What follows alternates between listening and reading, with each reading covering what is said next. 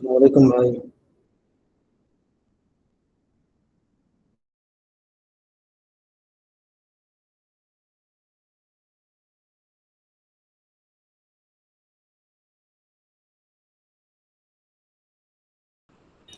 ওয়ালাইকুম আসসালাম। ওয়ালাইকুম স্যার। ভালো আছেন? আজকে তো মার্কেট বেড়ে গেল। আজকে মনে হয় পজিটিভে গেছে না মার্কেট স্যার? আজকে মার্কেট পজিটিভ গেছে। আলহামদুলিল্লাহ। আমি তো আজকে শেয়ার পাইনি, শেয়ার কিছু বাই দিয়েছিলাম। মার্কেট এত ফ্ল্যাকচুয়েট করতেছিল যে শেয়ার প্রথম দিকে বাই দেওয়ার সাহস পাইনি। পরে যখন দেখতেছি যে না মার্কেট একটু মুভমেন্টে চলে আসবে, টার্ন ওভারে দেখলাম যে একটু সন্তোষজনক, তখন দুইটা শেয়ার টান দিছিলাম। একটা ড্রাগন সুয়েটার আর একটা হলো ফেক ডিল। তো লাখ তিনেকের মতো শেয়ার পাইছি, আর পাইনি। মানে উঠে গেছে উপরে বেশি।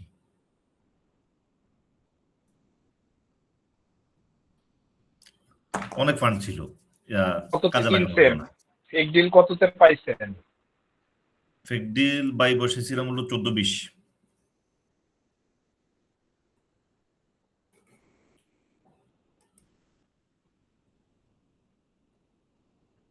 সবাই মনে চলে এসছে মনে হয়। ডিসিসিএল কত, ড্রাগন সোয়েটার কত বসাইছিলেন? ড্রাগন সোয়েটার বসেছি 60-70-এ। আচ্ছা, আমরা দুইটাই মেসেজ পাইছি, এখন একটা দুইটা দুই গ্রুপে পাইছি, তা কোনটা আসলে অরিজিনাল মেসেজ? সবগুলো তো অরিজিনাল, কোনোটা তো ডুপ্লিকেট কিছু নেই। আচ্ছা, ঠিক আছে, আমরা কি ক্লাস শুরু করে দিব এখন? জি স্যার করেন। ওকে, ঠিক আছে। আজকে হলো আমাদের, এটা হলো 4 নাম্বার ক্লাস। কেমন? আমরা এখানে আজকে যেটা দেখবো, একটা হলো যে বাই পলিসি দেখবো, একটা সেল পলিসি দেখবো। প্রথমে দেখবো হলো সেল পলিসি, তারপর বাই পলিসি দেখবো, এরপরে টেকনিক্যাল অ্যানালিসিস দেখবো যে কিভাবে টেকনিক্যাল অ্যানালিসিস করতে হয়। তো যারা ফরেক্সে আছেন তাদের জন্য এই আজকের ক্লাসটা একটু বেশি গুরুত্বপূর্ণ। কারণ হলো যে আমাদের যে পলিসিগুলো দিব, এই পলিসিগুলো দিয়ে আপনি ফরেক্সেও আর্ন করতে পারবেন, এবং কোনো মার্কেট আপনাকে আর লস দিতে পারবে না যদি আজকের ক্লাসটা যদি ঠিকভাবে করেন। যারা ফরেক্সে আছেন তারাও। ঠিক আছে, তো প্রথমে আমরা দেখবো হলো সেল পলিসি।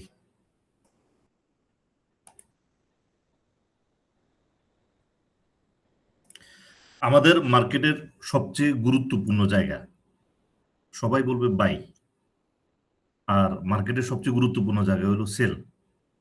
সবচেয়ে গুরুত্বপূর্ণ জায়গা সেল। কারণ আমাদের মার্কেটে যত লস, এই লসের যে মূল জায়গা, মূল কারণটা সেল করার জন্য। অর্থাৎ আমরা সেল করতে জানি না। আমরা ধরেন একটা পলিসি খেয়াল করেন, যে আপনার যদি একটা শেয়ারে 2 টাকা যদি লস হয় পার শেয়ারে, যদি 1 লাখ শেয়ার যদি থাকে, তাহলে 2 টাকা করে লস হলে 2 লাখ টাকা লস। ঠিক আছে, 2 লাখ টাকা লস। আপনার একটা শেয়ারে যদি আপনি 10 পয়সা করে যদি লস দেন, তাহলে 1 লাখ শেয়ারে কত টাকা লস আসবে? 10,000। যদি 10 পয়সা করে আপনি একবার লস দেন, 10,000। 2বার লস দেন, 20,000। 3বার লস দেন, 30,000। তাহলে আপনার 3টা ট্রেডে আপনার 30,000 টাকা লস হয়েছে। আর যদি একটা ট্রেডে যদি আপনার 2 লাখ টাকা লস হয়, কোনটা বেটার? তাহলে 3টা ট্রেডে লস করাটাই বেটার। তাহলে অন্তত পক্ষে আমি 3টা অপরচুনিটির জন্য আমি ঘুরতে পারবো। অর্থাৎ মার্কেটে আমি 3বার ট্রাই করছি মার্কেটে। আপনি এখানে একবার মার্কেটে লস দিলেন 2 লাখ টাকা একটা শেয়ারে, আর আপনি 3বারে লস দিলেন 30,000 টাকা 3টা শেয়ারে। কোনটা বেটার? 3বার লস দেওয়া বেটার। 10,000 করে লস দিচ্ছেন, 10 পয়সা করে লস দিচ্ছেন। তাহলে 2 টাকা লস দেওয়া থেকে 10 পয়সা করে লস দেওয়া বেটার। এতে এতে আপনার সুবিধাটা কি হবে? সুবিধাটা হলো, আপনি 2 টাকা লস দেওয়ার জন্য যে পরিমাণ সময় মার্কেটে কিল করছেন, 10 পয়সা লস দেওয়ার জন্য আপনার ওই পরিমাণ সময় কিল করতে হবে না। আপনি 2 টাকা লস করার জন্য মার্কেটে যে পরিমাণ সময় দিচ্ছেন, আর যে পরিমাণ টাকা আপনি 2 লক্ষ টাকা যে টাকাটা লস করছেন, সেটা রিকভারি করতে যে সময় লাগবে, 30,000 টাকা 3বারে যদি আপনি লস দেন 30,000 টাকা, তাহলে ওই রিকভারি করতে তার থেকে কম সময় লাগবে। আর পরপর 3টা শেয়ারে লস দেওয়া খুব ডিফিকাল্ট কাজ। লস দেওয়া যে এত সোজা তাও না। আপনি একটা শেয়ারে লস দিতে পারবেন, পরপর 2টা শেয়ারে লস হয়, কিন্তু পরপর 3টে শেয়ারে লস দেওয়া অনেক কষ্টকর। হয় না লস 3বারে, 3টে শেয়ারে 3বার পরপর টানা 3বার লস দেওয়া খুব ডিফিকাল্ট। সেক্ষেত্রে আপনি যদি অপরচুনিটি যদি খুঁজেন, সেক্ষেত্রে আপনি যদি পরপর 3টা ট্রেড নেন, 10 পয়সা 10 পয়সা করে যদি লস নেন, তাহলে দেখা যায় প্রথম 2টা ট্রেডে লস হতে পারে, থার্ড ট্রেডে আপনি ঠিকই পজিটিভ চলে আসবেন। কারণ আপনি মানে লস যেমন প্রফিট করা যেমন কঠিন, লস করাটাও কঠিন। কারণ কি, আপনি পরপর 3টা শেয়ার লস দেওয়া, তাহলে কি আপনি কি মার্কেট সম্পর্কে একেবারেই অবুঝ নাকি? যেটা হলো যে আপনি যেখানে একটা ট্রেনিং করে গেছেন, তাহলে আপনার তো এখন তো অনেক অনেক কিছুই আপনার নলেজে আছে কিভাবে যে মার্কেটটাকে আপনি প্রফিটেবল করতে হয়। সেই ক্ষেত্রে পরপর 3টা ট্রেডে লস দেওয়া খুব ডিফিকাল্ট। আর একটা ট্রেডে যদি আপনি যদি লস দেন 2 লাখ টাকা, সেটা রিকভার করতে লস দিতে যেমন সময় গেছে, রিকভার করতেও তেমন সময় লাগবে। আর আপনি যদি মার্কেটকে যদি 3টা ট্রেডে যদি আপনি 30,000 টাকা লস দেন, কম সময় লস দিবেন, কম সময় রিকভার করবেন। যার কারণে আমাদের মার্কেটের সবচেয়ে গুরুত্বপূর্ণ জায়গাটা হলো যে সেল। এখানে সবচেয়ে কষ্টকর জায়গা কোনটা মার্কেটে? লসে শেয়ার বিক্রি করাটা সবচেয়ে কষ্টকর। সবচেয়ে কষ্ট লাগে যে লসে শেয়ার বিক্রি করার জন্য। আপনি যখন মার্কেটে লসে শেয়ার বিক্রি করতে আসবেন, তখন কারোর সাথে ডিসকাশন ছাড়াই আপনি নিজের সাথে ফাইট করে পারবেন না লসে সেল করতে। এটা কখনো খেয়াল করেন নাই, যেটা হলো যে আপনি কারোর সাথে কথা বলেন নাই সেল করার সময়। কিন্তু যখন আপনি সেল করতে যাবেন, তখনই আপনার ভিতর থেকে কিছু লজিক ক্রিয়েট হবে অটো, যে যাতে শেয়ারটা লস বিক্রি না করেন। আপনার মন আপনাকে বিভিন্নভাবে বুঝাবে যে যাতে শেয়ারটা বিক্রি করা না হয়। কিভাবে বুঝাবে সেটা দেখেন। প্রথমে হলো যে আপনি যখন শেয়ার লসে বিক্রি করতে যাচ্ছেন, ফার্স্ট আপনার মনে হবে যে এই শেয়ার ভালো শেয়ার, তো ভালো শেয়ার আমি কেন লস দিব? এই শেয়ার একটা ভালো শেয়ার, ভালো শেয়ারে আমি লস দিব না। এটা হলো যে প্রথম আপনাকে এখানে আটকাবে। এরপরে আপনাকে আটকাবে কোথায়? যেটা হলো যে আপনার মন ভিতর থেকে মনে হচ্ছে কথা, আজকে বাড়ে নাই, আগামীকাল বাড়বে। অর্থাৎ যখনই আপনি লসে বিক্রি করতে যাচ্ছেন, তখন আপনাকে আপনার বিবেক আপনাকে স্টপ করাই দিবে বিক্রি করার জন্য। কি, যে শেয়ারটা বিক্রি করো না, যেটা আজকে বাড়ে নাই এটা আগামীকাল বাড়বে। কিন্তু আপনি কখনো জিজ্ঞেস করেন নাই যে শেয়ারটা আজকে বাড়ে নাই, সেটা আগামীকাল কোন লজিকে শেয়ারের দাম বাড়বে। এখন বাড়ে নাই, একটু পর বাড়বে। অর্থাৎ একটু পর যে আবার সেলার আসবে না, সেটা আপনি কিভাবে জানেন? এখন হয়তো বায়ার আছে, একটু পর তো সেলারও আসতে পারে। কিন্তু না, আপনাকে আপনার মন বুঝাবে যে যখন আপনি লসে শেয়ার বিক্রি করতে যাবেন, তখনই বলবে যে এখন না, একটু পর বাড়বে। অন্য শেয়ারের দাম বাড়ার কারণে আজকে আমার এই শেয়ারের দাম বাড়ে নাই। যখনই আপনি লস দিতে যাচ্ছেন, তখনই মনে হবে যে অন্য শেয়ারের দাম বাড়ার কারণে আজকে আমার শেয়ারের দাম বাড়ে নাই। এখন মার্কেট ভালো, শুধু এই শেয়ারের দাম বাড়ে নাই। এখন মার্কেট ভালো, শুধুমাত্র আমার হাতের এই শেয়ারটা দাম বাড়ে নাই, এটারও বাড়বে। তাহলে লসের শেয়ার বিক্রি করার প্রয়োজন নেই। আগের শেয়ারে লস হয়েছে, তাহলে পরপর 2টা শেয়ার আমি লস দিব না। শেয়ার মার্কেটের কোথায় লজিকে বলা আছে যে পরপর 2টা শেয়ারে লস দেওয়া যাবে না? ভালো মার্কেটে লস দিব না। অর্থাৎ মার্কেট এখন আপ, তাহলে এই ভালো মার্কেটে আমি কেন লস দিব? মার্কেটে আসলে হয়েছে কি, মার্কেটে যখন আপনি যখন ট্রেড করবেন, তখন ভালো মার্কেটেও লস হইতে পারে, আপনার খারাপ মার্কেটেও লস হইতে পারে, ভালো মার্কেটেও লস হইতে পারে, যে কোনো মার্কেটে লস হইতে পারে। সুতরাং লসটাকে মেনে নেওয়াটা হলো সবচেয়ে বুদ্ধিমানের কাজ। যখন মার্কেট আপনাকে কোনোভাবেই আপনাকে বোঝানো যেতেছে না, যে তখন আপনার মনের ভিতর আরেকটা কোশ্চেন আসবে, যেটা হলো যে পাবলিক 2 লাখ 3 লাখ করে শেয়ার কিনতেছে, তারা কি লস করার জন্য শেয়ার কিনতেছে কিনা? পাবলিক 2 লাখ 3 লাখ করে শেয়ার কিনতেছে, তারা কি লস দেওয়ার জন্য শেয়ার কিনে কিনা? এটা হলো যে আপনার মনে আসবে। যেমন আপনাকে মনে বুঝাবে যে আপনি তো, আমি তো 10,000 শেয়ার নিছি, পাবলিক 2 লাখ শেয়ার নিছি, তাহলে 10,000 2 লাখ শেয়ারের কাছে 10,000 শেয়ার তো কিছুই না, তাহলে আমি কেন ভয় পাচ্ছি, কেন আমি লস দিব? এই ধরনের বিভিন্ন রকম ভাবে আপনাকে আপনার মাইন্ড বুঝাবে যে শেয়ারটা বিক্রি করো না। তো আপনাকে আপনার প্রথম কাজ হলো যে আপনার নিজের সাথে ফাইট করা, যেটা হলো যে লস যে দেওয়ার, এই লস দেওয়ার জন্য আপনি নিজেকে প্রিপেয়ার করবেন। আপনার মনের সাথে আপনি ফাইট করে এখানে আপনি সেল করবেন। কিভাবে দেখেন, যখন আপনার মনে আসবে এই শেয়ার ভালো শেয়ার, আপনি বললেন যে ভালো শেয়ার হলো আমি আজকে লস নিব, আজকে বাড়ে নাই আগামীকাল বাড়বে। যে শেয়ার আজকে বাড়ে নাই সেটা আগামীকাল বাড়ার প্রয়োজন নাই, এখানে আমি লসে বিক্রি করে দিব। অর্থাৎ আপনার মনের সাথে আপনি কথা বলতেছেন যে মানে আমাকে কোনোভাবে আটকানো যাবে না। অন্য শেয়ারের দাম বাড়ার কারণে আজকে এই শেয়ারের দাম বাড়ে নাই, তো আপনি বললেন যে দরকার নাই, যেটা বাড়ে নাই আমি এই শেয়ার রাখবো না। আগে শেয়ারে লস দিচ্ছি, আপনি বলবেন যে আগে শেয়ারে লস দিচ্ছি, এই শেয়ারে লস দিব, প্রয়োজন বোধে সামনে শেয়ারে লস দিব। যেটা হলো যে আপনি নিজের সাথে কথা বলতেছেন যে না আমি লস দিবই, আমি ডিটারমাইন, ভালো মার্কেটেও লস দিব, কোনো সমস্যা নেই।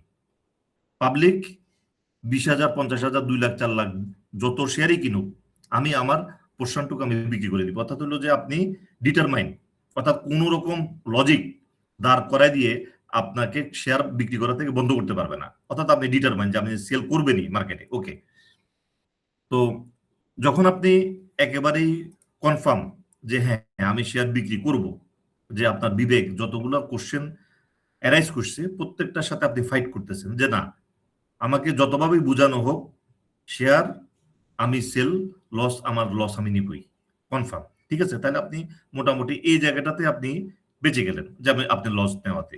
এরপরে আপনি যখন লস নেওয়ার জন্য যখন প্রস্তুত, তখন আপনি কি করলেন, হাউজে ফোন করলেন।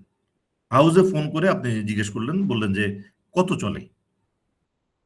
তো আপনাকে একটা রেট বললো, ধরেন 21 টাকা 20 পয়সা বললো, 21-20 চলে এখন মার্কেট। হাইয়েস্ট কত গেছে আজকে? 21.80, এখন চলে 21-20। ধরে নেন আপনার 1 লাখ শেয়ার আছে, তাহলে আপনি চিন্তা করলেন যে আমার 60,000 টাকা লস। হাইয়েস্ট গেছে কত? 21-20, 21.80, এখন চলতেছে 21-20, 60 পয়সা, মানে 60,000 টাকা লস। আপনি ট্রেডারকে বললেন যে আমার শেয়ারটা 21 টাকা 80 পয়সায় সেল বসান। এই যে 21 টাকা যখন 80 পয়সা সেল বসালেন, আবার আপনি ধরা খেলেন। কেন? কারণ হলো হাই প্রাইসটা আসলে মূলত কি প্রাইস? Abnormal price. কেন অ্যাবনর্মাল? কারণ হাই প্রাইস যদি বেস্ট প্রাইস হইতো মার্কেটে, তাহলে এখানে বায়ার থাকতো, 21.80-তে বায়ার থাকতো। হাই প্রাইসে হয়তো হইতে পারে 5টা শেয়ার ট্রেড হয়েছে, হতে পারে 5,000 শেয়ার ট্রেড হয়েছে, হতে পারে 50,000 শেয়ার ট্রেড হয়েছে, এর বেশি কিছু না। যখন হাই প্রাইসে 50,000 শেয়ার ট্রেড হওয়ার পরে বায়ার আস্তে আস্তে নিচে নেমে গেছে, তাহলে এখন কত চলে? 21 টাকা 20 পয়সা মার্কেট প্রাইস। অলওয়েজ হলো মার্কেট প্রাইস হলো বেস্ট প্রাইস।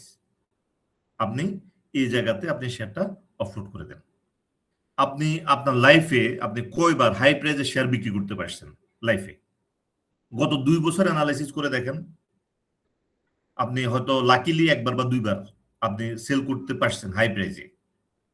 ওই 2বারের লোভে লোভে আপনি প্রত্যেক সময় শেয়ার হাই প্রাইসে সেল বসান। আপনি যদি সেল করার সময় হাই প্রাইস এবং বাই করার সময় যদি লো প্রাইস খোঁজেন, আপনি মার্কেটে কখনো ব্যবসা করতে পারবেন না, আপনি শেয়ার কিনতেই পারবেন না। আপনি যদি লো প্রাইস খোঁজেন, লো প্রাইসটা কেন হয়? কোন একটা পার্টি ধরেন শেয়ার ধরে মেরে দিছে, মেরে দেওয়ার পর 1 টাকা নিচে নেমে গেছে, লো প্রাইস টাচ করে আবার বায়ার চলে আসছে, যার কারণে আপনি লো প্রাইসে শেয়ার বসায় রাখলে শেয়ার কখনো আসবে না। শেয়ার কিনতে হয় মার্কেট প্রাইস, শেয়ার বিক্রি করতে হয় মার্কেট প্রাইস। এমনভাবে শেয়ার কেনা বেচা করতে হয় যাতে মার্কেটের উপর নেগেটিভ প্রভাব না পড়ে। যেমন আপনি যখন শেয়ার সেল করবেন, তাহলে কি 21-20-এ ধরে শেয়ার দিয়ে দিবেন না। আপনার ট্রেডিং পলিসি আপনার মার্কেটকে ভালো করবে। আপনি কখনোই তার বায়ারটাকে কখনোই আপনি ওই লেয়ারটাকে শেষ করে দিবেন না। অর্থাৎ হলো 21-20-এ যদি 50,000 বায়ার থাকে, আপনি এখানে 30,000 শেয়ার সেল করেন, 20,000 শেয়ার রেখে দেন, বায়ার থাকুক। ওই 20,000 বায়ারের সাথে আবার নতুন 20,000 30,000 বায়ার অ্যাড হবে। আর আপনি যদি এই লেয়ারটাকে যদি ধ্বংস করে দেন, তাহলে ওখানে সেলার আসবে। বাই সেল, এই যে আমরা বলি না যে মার্কেট বাড়ে না কমে কিংবা মার্কেট ভালো হয় না কেন, মার্কেট ভালো হবে কোথা থেকে? আমরা তো যেভাবে যে ভালো ট্রেডিং সিস্টেম আমাদের জানা নেই। যে আমরা যখন 21-20-এ বায়ার থাকে, আমরা কি করলাম? 50,000 শেয়ার ধরে দিয়ে দিলাম, তাহলে এখানে সেলার আসবে, বায়ার ক্রিয়েট হবে না। আপনি 50,000 শেয়ারের মধ্যে 30,000 শেয়ার দিয়ে দেন, 20,000 শেয়ার রেখে দেন, বায়ারটা থাকুক, 2 মিনিট পরে দেখবেন যে এই 20,000-এর সাথে আরো নতুন 20,000 30,000 শেয়ার অ্যাড হবে, নতুন বায়ার আসবে উজ্জীবিত হয়ে। এইভাবে করে সেল করতে হয় যাতে মার্কেট কখনো নষ্ট না হয়। আর যখন আপনি সেল করবেন ডেফিনেটলি মার্কেট প্রাইজে সেল করবেন, হাই প্রাইস প্রয়োজন নেই।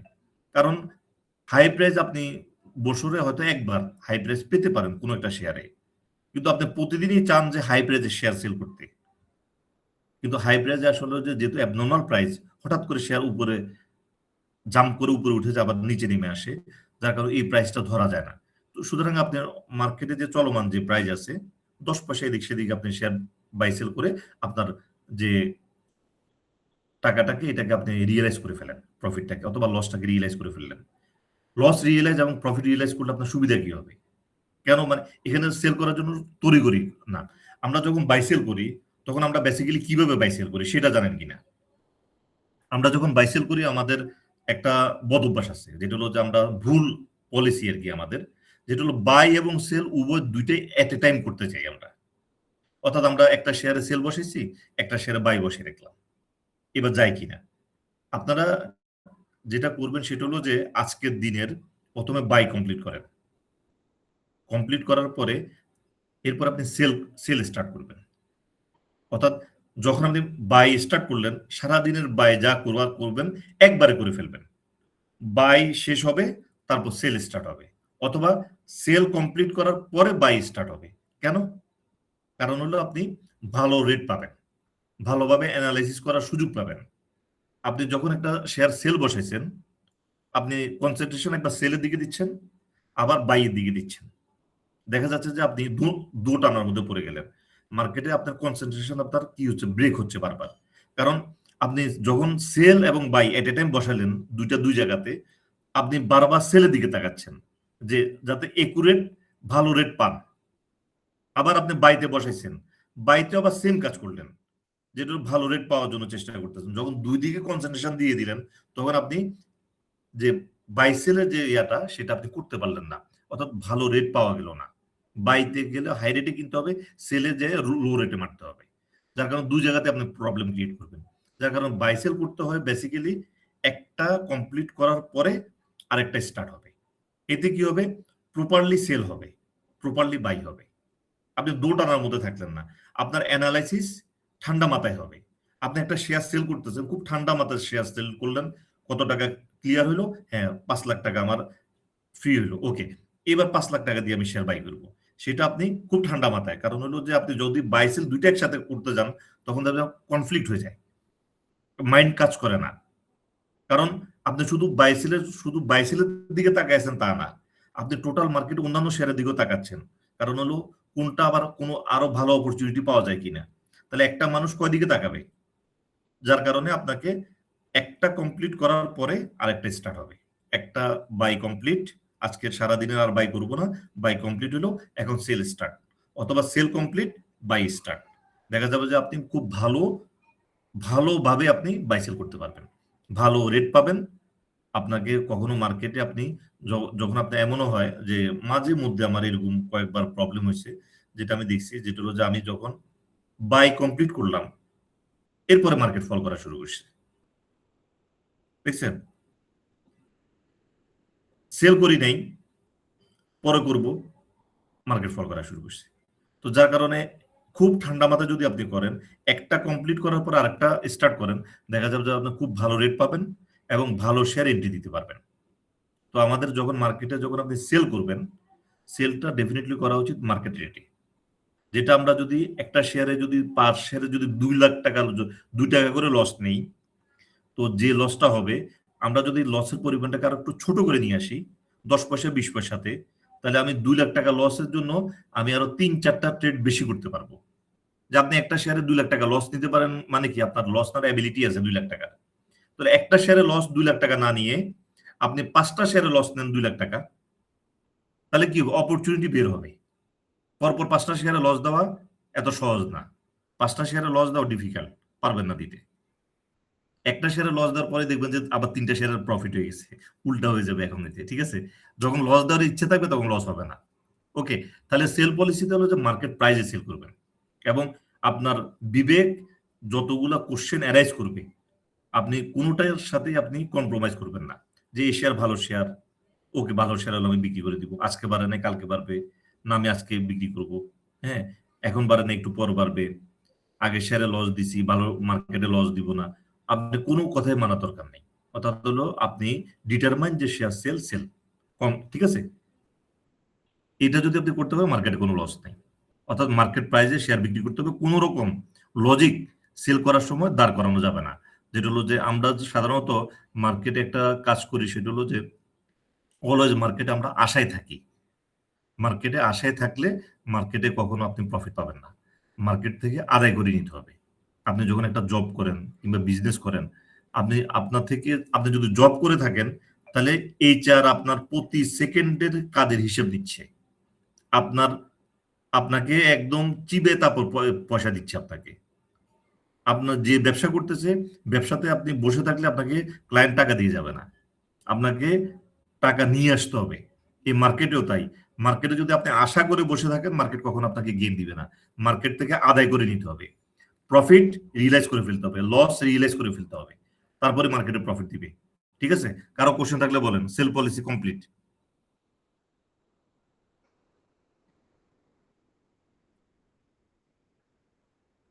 বলেন মামুন ভাই, স্যার বলেন আপনার ডিএসএল যে নিলেন স্যার, এখান থেকে যদি এটা 20 পয়সা 30 পয়সা কমে যায় আপনি সেল করে দিবেন? ওটা হলো যে মার্কেট যদি ডাউন ট্রেন্ডে চলে এসে দিয়ে দিব, মার্কেট যদি আপ ট্রেন্ডে থাকে কেন দিবেন? বুঝছি। ডিজেল কমবে কেন? ডিজেল কয় লাখ শেয়ার ট্রেড হয়েছে, খেয়াল আছে? খেয়াল করিনি। কালকেও আরো 50 পয়সা বাড়বে দাম। ঠিক আছে, ওকে, ঠিক আছে। তাহলে সেল পলিসিতে কারো কোনো অবজেকশন আছে যে না এটা হবে না এভাবে, বা কোনো নতুন কোনো আইডিয়া আছে কিনা বলেন, খান সাহেব বলেন। আসসালামু আলাইকুম সর ভাই। ওয়ালাইকুম আসসালাম ভাই।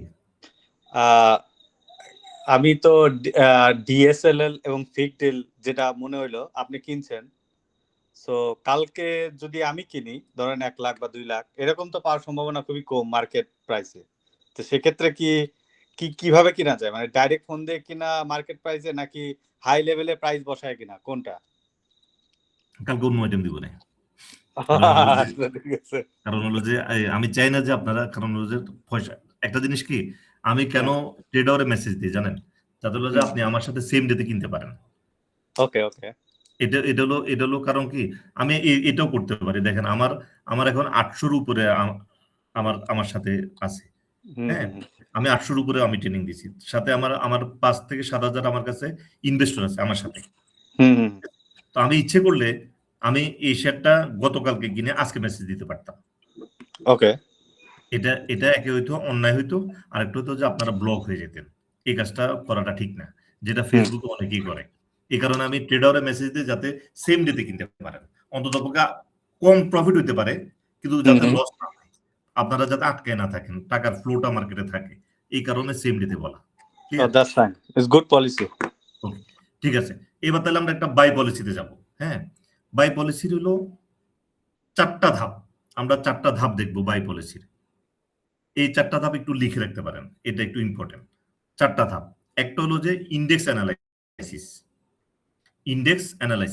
1 নাম্বার। 2 নাম্বার হলো share analysis. 3 number news analysis. 4 number market depth analysis.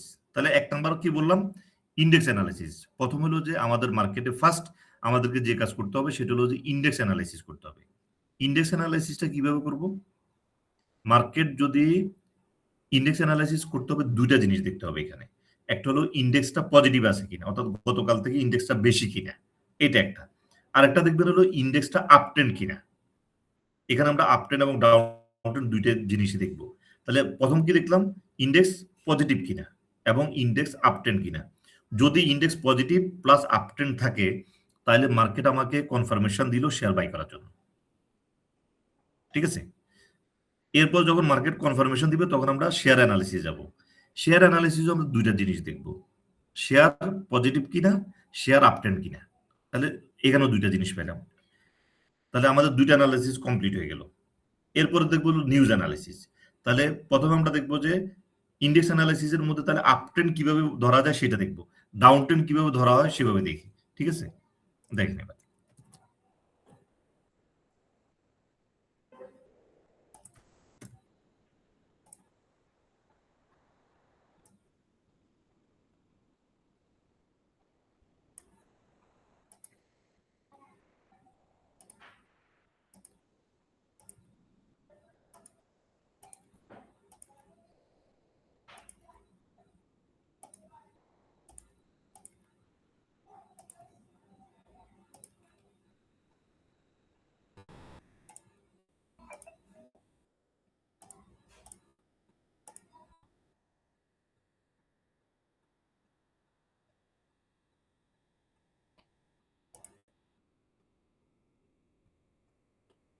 আমরা এখন ইন্ডেক্স অ্যানালাইসিস করবো। দেখেন কিভাবে ইন্ডেক্স অ্যানালাইসিস করতে হয়। ইন্ডেক্স অ্যানালাইসিসের মধ্যে প্রথমে আমরা যে জিনিস দেখবো সেটা হলো যে ইন্ডেক্সটা পজিটিভ কিনা। Index positive, index positive, index positive, index positive. যতবারই ইন্ডেক্স পজিটিভ হয়েছে ততবারই মার্কেট ফল হয়েছে। তাহলে পজিটিভ ইন্ডেক্স হলে শেয়ার বাই করা যাবে না। এখানে যতবারই ইন্ডেক্স পজিটিভ হয়েছে ততবারই মার্কেট ফল হয়েছে। একদিন ইন্ডেক্স পজিটিভ, এরপর দিন ফল, ইন্ডেক্স পজিটিভ, এরপর দিন ফল, অর্থাৎ যতবার ইন্ডেক্স আপ হচ্ছে ততদিন ফল। জি দেখতে পাচ্ছি না স্ক্রিনটা। ইমরান ভাই আপনি বের হয়ে আবার একটু জয়েন করেন, তাহলে আবার দেখতে পাবেন। হ্যাঁ একটু বের হয়ে, ওকে ওকে আবার জয়েন করেন। তাহলে আমাদের সূত্রটা কি? ইন্ডেক্স পজিটিভ এবং ইন্ডেক্স আপ ট্রেন্ড। তাহলে এখানে ইন্ডেক্স যেদিনই পজিটিভ হচ্ছে পরদিন আবার পরদিন কি ফল করছে, মানে কি ইন্ডেক্স ডাউন ট্রেন্ডে আছে। তো ডাউন ট্রেন্ড আপনারা কিভাবে বুঝবো? সহজভাবে দেখেন, এই যে ক্যান্ডেলের সাথে যে একটা রেখা আছে এটাকে বলে মুভিং এভারেজ। এই ক্যান্ডেলগুলো মুভিং এভারেজের নিচে, এটা তাহলে এটা একটা ক্রাইটেরিয়া। ক্যান্ডেল যখন মুভিং এভারেজের নিচে থাকবে মানে কি index down trend, plus average volume থেকে ভলিউম কম। তাহলে দুইটা জিনিস পেলেন, একটা হলো এভারেজ ভলিউম থেকে ভলিউম কম, এবং মুভিং এভারেজের নিচে যখন থাকবে তখন বুঝতে হবে যে ইন্ডেক্সটা ডাউন ট্রেন্ডে আছে। ইন্ডেক্স আপ ট্রেন্ডে কখন থাকবে? যখন মুভিং এভারেজ কোনটা? ওই ভলিউম যে বেশি। স্টেট যে লাইনটা ওইটা কোনটা মুভিং এভারেজটা কোনটা স্যার? মুভিং এভারেজ হলো যে এই কালো যে রেখাটা, এই যে এটার সাথে, যে ক্যান্ডেলের সাথে, ক্যান্ডেলের সাথে যে রেখাটা দেখা যাচ্ছে কালো, এটা হলো মুভিং জি। এভারেজ। এটা আমাদের আজকে লাস্টের ইয়াতে চলে আসবে এই মুভিং এভারেজটা। শুধু আপনি দাগটা খেয়াল করেন, এই যে দাগের নিচে ক্যান্ডেল, জি জি দেখছি। দাগের নিচে ক্যান্ডেল এবং এটা এভারেজ ভলিউম থেকে ভলিউম নিচে আছে নাকি? হ্যাঁ দাগের নিচে আছে। তাহলে দাগের নিচে এবং এভারেজ ভলিউম থেকে ভলিউম কম। দাগটা আমি নিচে আঁকলে তো তাহলে দাগের উপরে হয় ক্যান্ডেল গুলো। হ্যাঁ এই যে দেখেন এখানে তো এটা তো অটো ক্রিয়েট হবে। এই যে এটা দাগের নিচে যেটা, এই যে দেখেন এটা আমি আঁকিনি, এটা হলো যে অটোমেটিক এটা আঁকা হচ্ছে। এটা হলো যে মুভিং এভারেজ, দেখেন ক্যান্ডেলের নিচে, মুভিং এভারেজের নিচে থাকবে ক্যান্ডেল গুলো। দেখেন এই যে কালো যে দাগটা, এই দাগের নিচে ক্যান্ডেল আছে, দেখা যাচ্ছে? মানে ওই যে ক্যান্ডেল কতগুলো আসছে নিচেটা কালো নিচে না উপরের ক্যান্ডেলের একটা নিচে? আমার কাজটা কোথায় নড়তেছে দেখেন, দেখি আমি কাছে তো দেখতেছি না ক্যান্ডেলে এই দেখেন, এই যে এটা হ্যাঁ দেখছি, এবার দেখছি। এই যে এই কালো কালো দাগের নিচে না ক্যান্ডেল, হ্যাঁ হ্যাঁ এই কালো দাগের নিচে থাকা মানেই বুঝতে হবে ডাউন ট্রেন্ড। আচ্ছা এখন কালো দাগের নিচে, কালো দাগটা যদি আমি নিচে আঁকি দিই তাহলে তো কালো দাগের উপরে। কালো দাগ নিচে আঁকবেন কিভাবে আপনি? এটা তো আপনি আঁকবেন না, এটা কম্পিউটার আঁকবে। ও বুঝছি, এটা অটোই আসে না? অটো অটো আসবে। আপনি আঁকলে তো আপনি কি করবেন? আপনার সুবিধার জন্য এদিকে নিচে আঁক দিয়ে বসবেন যাতে এটা উপরে দেখা যায়। না না না না না, এটা অটো আসবে। ঠিক আছে, ওকে। তাহলে দেখেন আমাদের যে কন্ডিশনটা হলো কি ইন্ডেক্স পজিটিভ, ইন্ডেক্স পজিটিভ পাইছি কিন্তু ইন্ডেক্স হলো ডাউন ট্রেন্ড, তাহলে শেয়ার কেনা যাবে না। আমরা দেখবো কি ইন্ডেক্স পজিটিভ, এখানে আমরা ইন্ডেক্স পজিটিভ পাইছি এই জায়গাতে, ইন্ডেক্স পজিটিভ এবং কালো দাগের উপরে হলো ক্যান্ডেল গুলো, ওকে দুইটা। প্লাস অ্যাভারেজ ভলিউম থেকে ভলিউম বেশি, মানে কি আপট্রেন্ড। ক্লিয়ার? তাহলে আপট্রেন্ড ধরার সহজ উপায় কি? অ্যাভারেজ জি ভলিউম স্যার, থেকে এবার ভলিউম বুঝতে বেশি এবং কালো দাগের উপরে মুভিং অ্যাভারেজের উপরে ক্যান্ডেল গুলো থাকবে, তাহলে মানে কি ইন্ডেক্স আপট্রেন্ড। তাহলে এখানে শেয়ার বাই করা যাবে। যখন আপনি একটা ইন্ডেক্স যদি ডাউন ট্রেন্ডে থাকে কিন্তু ইন্ডেক্স যদি পজিটিভ হয় তখন শেয়ার বাই করা যাবে না। ইন্ডেক্স যদি আপ ট্রেন্ড থাকে এবং পজিটিভ থাকে তাহলে শেয়ার বাই করা যাবে। তাহলে এই যে পোর্শনটাতে শেয়ার বাই করা যায়, এই যে এখানে অ্যাভারেজ ভলিউম থেকে ভলিউম বেশি, এই জায়গাটা হলো কি আপ ট্রেন্ড, তাহলে এখানে শেয়ার বাই করা যায়। কিভাবে বাই করা যাবে? অ্যাভারেজ ভলিউম থেকে ভলিউম বেশি, মুভিং অ্যাভারেজের উপরে ক্যান্ডেল এবং ইন্ডেক্স পজিটিভ, তাহলে কি হলো? তাহলে হলো যে আপ ট্রেন্ড। তাহলে কোন শেয়ার ডাউন ট্রেন্ড? মুভিং অ্যাভারেজের নিচে ক্যান্ডেল, অ্যাভারেজ ভলিউম থেকে ভলিউম কম, তাহলে মার্কেট ডাউন ট্রেন্ডে আছে। তাহলে এই পর্যায়ে হলো আপ ট্রেন্ড আছে, তাহলে আপ ট্রেন্ডে শেয়ার বাই করা যায়। আর ডাউন ট্রেন্ডে যদি ইন্ডেক্স যদি পজিটিভ থাকে তখনও শেয়ার বাই করা যাবে না। ক্লিয়ার? জি স্যার। ওকে। এভারেজ ভলিউমটা একটু বলেন, এভারেজ ভলিউমটা আমরা বুঝবো কেমনে? এই যে দাগটা এভারেজ ভলিউমের আমি একটা ইয়া দিয়ে দিব, এই যে হলুদ যে দাগটা এটা হলো এভারেজ ভলিউম। এই যে ভলিউম বারের মধ্যে যে হলুদ দাগ দেখা যাচ্ছে এটা হলো এভারেজ ভলিউম। আচ্ছা, উপরে একটা মুভিং এভারেজ আর নিচেরটা এভারেজ ভলিউম, তাই তো? জি জি জি, এই যে এটা যেটা এখন যে ব্লক করে দিলাম, এই যে জি, জি। দেখেন জি, এই জি, যে হ্যাঁ, এটা হলো 21 দিনের। 21 দিন। এটা আমি এটার ভিডিও আছে, আমি দিয়ে দিব। আচ্ছা, এটা দিয়ে দিন। ওকে, তাহলে এটা তো কনফার্ম যে আসসালামু আলাইকুম। ইন্ডেক্স। জি, আসসালামু আলাইকুম। আচ্ছা, আমি না যে আজকে জি। ক্লাসটা করতে পারতেছি না, ও আমার আরেকটা কাজে একটু আটকে গেছি, 1 মাঝে তারিখে মাঝে করেন। জয়েন করতে পারি না। যে এই ক্লাসটা কি রেকর্ডেড বা পরে এটা পাওয়া যাবে? এটা আপনি 1 তারিখে যেটা ব্যাচ শুরু হবে ওটা 4 নাম্বার ক্লাসটা আমাকে ইয়া দিয়ে দিন, আমি লিংক দিয়ে দিব আপনাকে। আচ্ছা আচ্ছা আচ্ছা, ঠিক আছে ঠিক আছে ঠিক আছে। ওকে ওকে ওকে, জি ঠিক জি। আছে।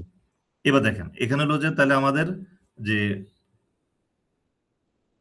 ইন্ডেক্স অ্যানালাইসিস এর মধ্যে দুইটা জিনিস দেখতে হবে, ইন্ডেক্সটা পজিটিভ কিনা। ইন্ডেক্স পজিটিভ হলে শেয়ার কেনা যাবে না যদি ডাউন ট্রেন্ড থাকে, সেক্ষেত্রে দেখতে হবে ইন্ডেক্স পজিটিভ কিনা এবং আপ ট্রেন্ড কিনা। যখন ইন্ডেক্স পজিটিভ এবং আপ ট্রেন্ড দুইটাই হলো তাহলে শেয়ার কেনা যাবে। এখন আমরা যেহেতু শেয়ার কেনার পারমিশন পাইছি তাহলে আমরা শেয়ার অ্যানালাইসিস যাব।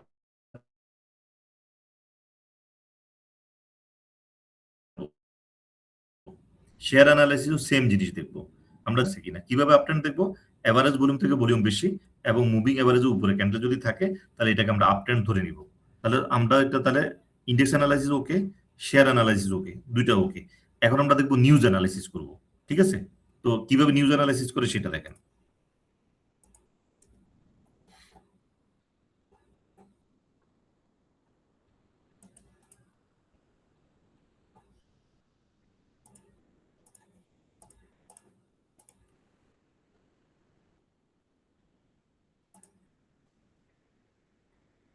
দেখেন নিউজ অ্যানালাইসিস হলো আপনি ডিএসসি তে যখন নিউজ দেখবেন, এ ধরনের যারা নতুন আছেন তাদের জন্য এটা হলো দেখবেন যে নিউজ অনেকগুলো নিউজ থাকে।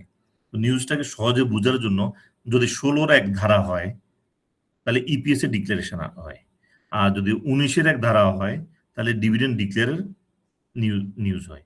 অর্থাৎ হলো মানে 19-এর এক হলে বুঝতে পারবেন যে এই শেয়ার ডিভিডেন্ড দিবে, আর 16-র এক যদি হয় তাহলে বুঝবেন যে এই শেয়ার ইপিএস দিবে, অর্থাৎ উপর দিয়ে লেখা থাকে। আচ্ছা, নিউজ অ্যানালাইসিসের মধ্যে কি করতে হবে? নিউজের যে শেয়ারটা কেনার জন্য আমরা সিলেক্ট করলাম ওই শেয়ারটা নিউজ দেখব। নিউজের মধ্যে প্রথমে দেখব যে কোনো ইপিএস এর নিউজ আছে কিনা। এপ্রিল এবং অক্টোবরে মার্কেট ফল থাকে কেন? এপ্রিল এবং অক্টোবরে মার্কেট ফল থাকবে হলো যে ওদের ডিভিডেন্ড এবং ইপিএস এর ডিক্লারেশন আসে। ডিভিডেন্ড যেটা দিবে সেটা না দেখে পাবলিক এন্ট্রি নেয় না, আবার ইপিএস না দেখেও পাবলিক ওই শেয়ারে এন্ট্রি নিবে না, কারণ ভালো আসতে পারে খারাপও আসতে পারে। যার কারণে ডিভিডেন্ড এবং ইপিএস আসার কারণে জুন ক্লোজিং এবং ডিসেম্বর ক্লোজিং এই শেয়ারগুলো দাম বাড়ে না, যার কারণে এপ্রিল এবং অক্টোবরে মার্কেট ক্র্যাশ করে, ম্যাসিভ ফল করে। তখন দেখবো যে একটা শেয়ারে যেটা আজকে কিনতে যাব এটা যদি আজকে ইপিএস ঘোষণা করে অথবা আগামীকাল ইপিএস ঘোষণা করবে, এই ধরনের যদি কোনো শেয়ার থাকে তাহলে আমরা এই শেয়ারটা বাই করব না। কি কারণে? কারণ যদি ইপিএস যদি ভালো দেয়, আর্টিফিশিয়ালি তার একটা বড় ভলিউম করবে, প্রাইস আপ করে, তারপর আমাদের উপর শেয়ারটা অফলোড করে দিয়ে তারা চলে যাবে। 1-1.5 মাস আর এই শেয়ারের দাম বাড়বে না যদি ভালো ইপিএস আসে। আর যদি খারাপ ইপিএস আসে তাহলে শেয়ারের প্রাইস ফল করবে। তাহলে দুইটাতেই বিপদ। তাহলে আমরা আনসার্টেনের মধ্যে যাব না। কারণ যদি ভালো ইপিএস আসে তাহলে শেয়ার আমাদের উপর অফলোড করতে পারে, খারাপ ইপিএস আসলে শেয়ারের দাম ফল করবে। তাহলে আপনি আজকে শেয়ারটা কিনলেন, কালকে ইপিএস ডিক্লারেশন করলো, পরদিন আপনার সেলেবল হবে। তাহলে যদি খারাপ আসে তাহলে শেয়ারটা কি আপনাকে আপনার উপর অফলোড করে দিয়ে চলে যাবে, তাহলে আপনি লসের মধ্যে পড়লেন। তা থেকে ভালো হইলো যে আমি ইপিএসটা দেখে নিই, কি ইপিএস দিল, তারপর শেয়ার বাই করেন। ভালো হলে ভালো, খারাপ হলে খারাপ। ঠিক আছে, ওকে। যদি ডিভিডেন্ডের ডিক্লারেশন আসে তাহলে ওই শেয়ার কেনা যাবে না। কারণ যদি ভালো ডিভিডেন্ড আসে তাহলে ওদের নো প্রাইস লিমিট থাকে, যত খুশি তত বাড়তে পারে। তো দেখা যাবে যে 30% শেয়ারের দাম বাড়াইলো, বাড়ানোর পর আমরা উপরে গিয়ে শেয়ার কিনলাম, ওই শেয়ারের ডিভিডেন্ড নেওয়ার পরেও আমরা লসে থাকবো। যার কারণে ভালো ডিভিডেন্ড হলেও শেয়ার কেনা যাবে না। যদি খারাপ ডিভিডেন্ড আসে তাহলে শেয়ার প্রাইস ফল করবে, যদি নো ডিভিডেন্ড আসে শেয়ার প্রাইস ফল করবে। তাহলে যে শেয়ারের ইপিএস কিংবা ডিক্লারেশন হবে ওই শেয়ারগুলো কেনা যাবে না, অ্যাভয়েড করতে হবে।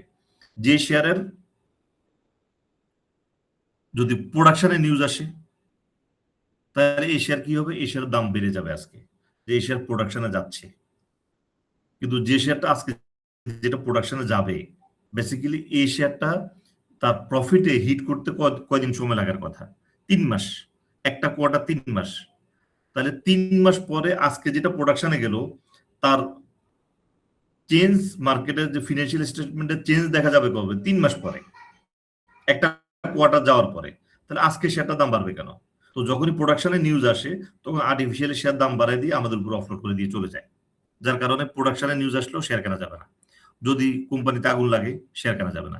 যদি ডিরেক্টর যদি বাই করে, ধরেন ডিরেক্টর বললো 2 কোটি শেয়ার বাই করবে, কিংবা ডিরেক্টর বললো যে 2 কোটি শেয়ার সেল করবে, আপনি মনে করবেন যে ডিরেক্টর যেহেতু 2 কোটি শেয়ার বাই করবে তাহলে শেয়ার দাম বাড়বে। আপনি মনে করলেন যে 2 কোটি ডিরেক্টর যদি 2 কোটি শেয়ার সেল করে তাহলে শেয়ার দাম কমবে, ঠিক না? তাহলে আপনি চিন্তা করলেন ডিরেক্টর যেহেতু 2 কোটি শেয়ার বাই করবে তাহলে আমি শেয়ার কিনি, আপনি ধরা খেলেন। কেন? ডিরেক্টর 2 কোটি শেয়ার বাই করবে আর আপনার কাছে মনে হয় সে প্রাইস আপ করে বাই করবে শেয়ার। ডিরেক্টর যখন শেয়ার বাই নিউজ আসবে তাহলে শেয়ারের দাম কমবে, কমার পরে, কারণ 2 কোটি টাকা কিন্তু তার কাছে টাকা, 1 টাকা করে যদি বাড়ায় কিনতে হয় তাহলে 2 কোটি টাকা বেশি দিয়ে কিনতে হবে ডিরেক্টরের। তাহলে উনি নিশ্চয়ই বাড়ায় শেয়ার কিনবে না, উনি কমায় কিনবে। তাহলে আমরা মনে করি যে ডিরেক্টর বাই দিলে শেয়ারের দাম বাড়বে, আসলে তা না। ডিরেক্টরের যখন নিউজ আসবে শেয়ারের দাম, ডিরেক্টর 2 কোটি শেয়ার বাই করবে, এই নিউজ আসবে বাজারে, তখন শেয়ারের প্রাইস ফল করবে। কারণ ডিরেক্টর চাইবে 30 দিনের মধ্যে যত কম রেটে কেনা যায়। এরপর ডিরেক্টর যদি সেল আসে যে ডিরেক্টর 2 কোটি শেয়ার সেল করবে, আমরা মনে করবো যে প্রাইস ফল করবে। ডিরেক্টর যদি 1 টাকা কমে শেয়ার বিক্রি করে 2 কোটি টাকা তার লস, তাহলে নিশ্চয়ই সে কম দামে শেয়ার বিক্রি করবে না। সে কি করবে? শেয়ার প্রাইস আপ করাবে, আপ করা দিয়ে তারপর শেয়ার বিক্রি করবে। এই কারণে ডিরেক্টরের অর্থাৎ কোনো নিউজ যদি থাকে এই শেয়ার আমরা অ্যাভয়েড করবো, প্রয়োজন নেই। কারণ আমরা কোনো ঝামেলার ভিতরে আমরা যেতে রাজি নেই। আমরা শেয়ার কিনবো, ইপিএস আসবে, খারাপ আসলো আমরা আটকে যাব, দরকার নেই।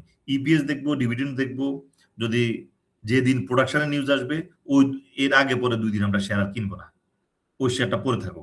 অনেক শেয়ার আছে বাজারে, 400 কোম্পানির 400টাই প্রোডাকশনের নিউজ একদিনে আসে না। তাহলে অন্য শেয়ার কেনার মতো আমার অপরচুনিটি আছে, তাহলে আমি এই ঝামেলার ভিতর কেন যাব? অর্থাৎ যে শেয়ারের কোন রকম নিউজ থাকবে না সেই শেয়ারটা আমরা বাই করবো, এটা হলো কথা। ঠিক আছে, এবার দেখেন, এরপর আমরা দেখবো হলো যে মার্কেট ডেপথ, যেখানে হলো যে বায়ার এবং সেলার দেখা যায়, এই জায়গাটা দেখবো। দেখেন,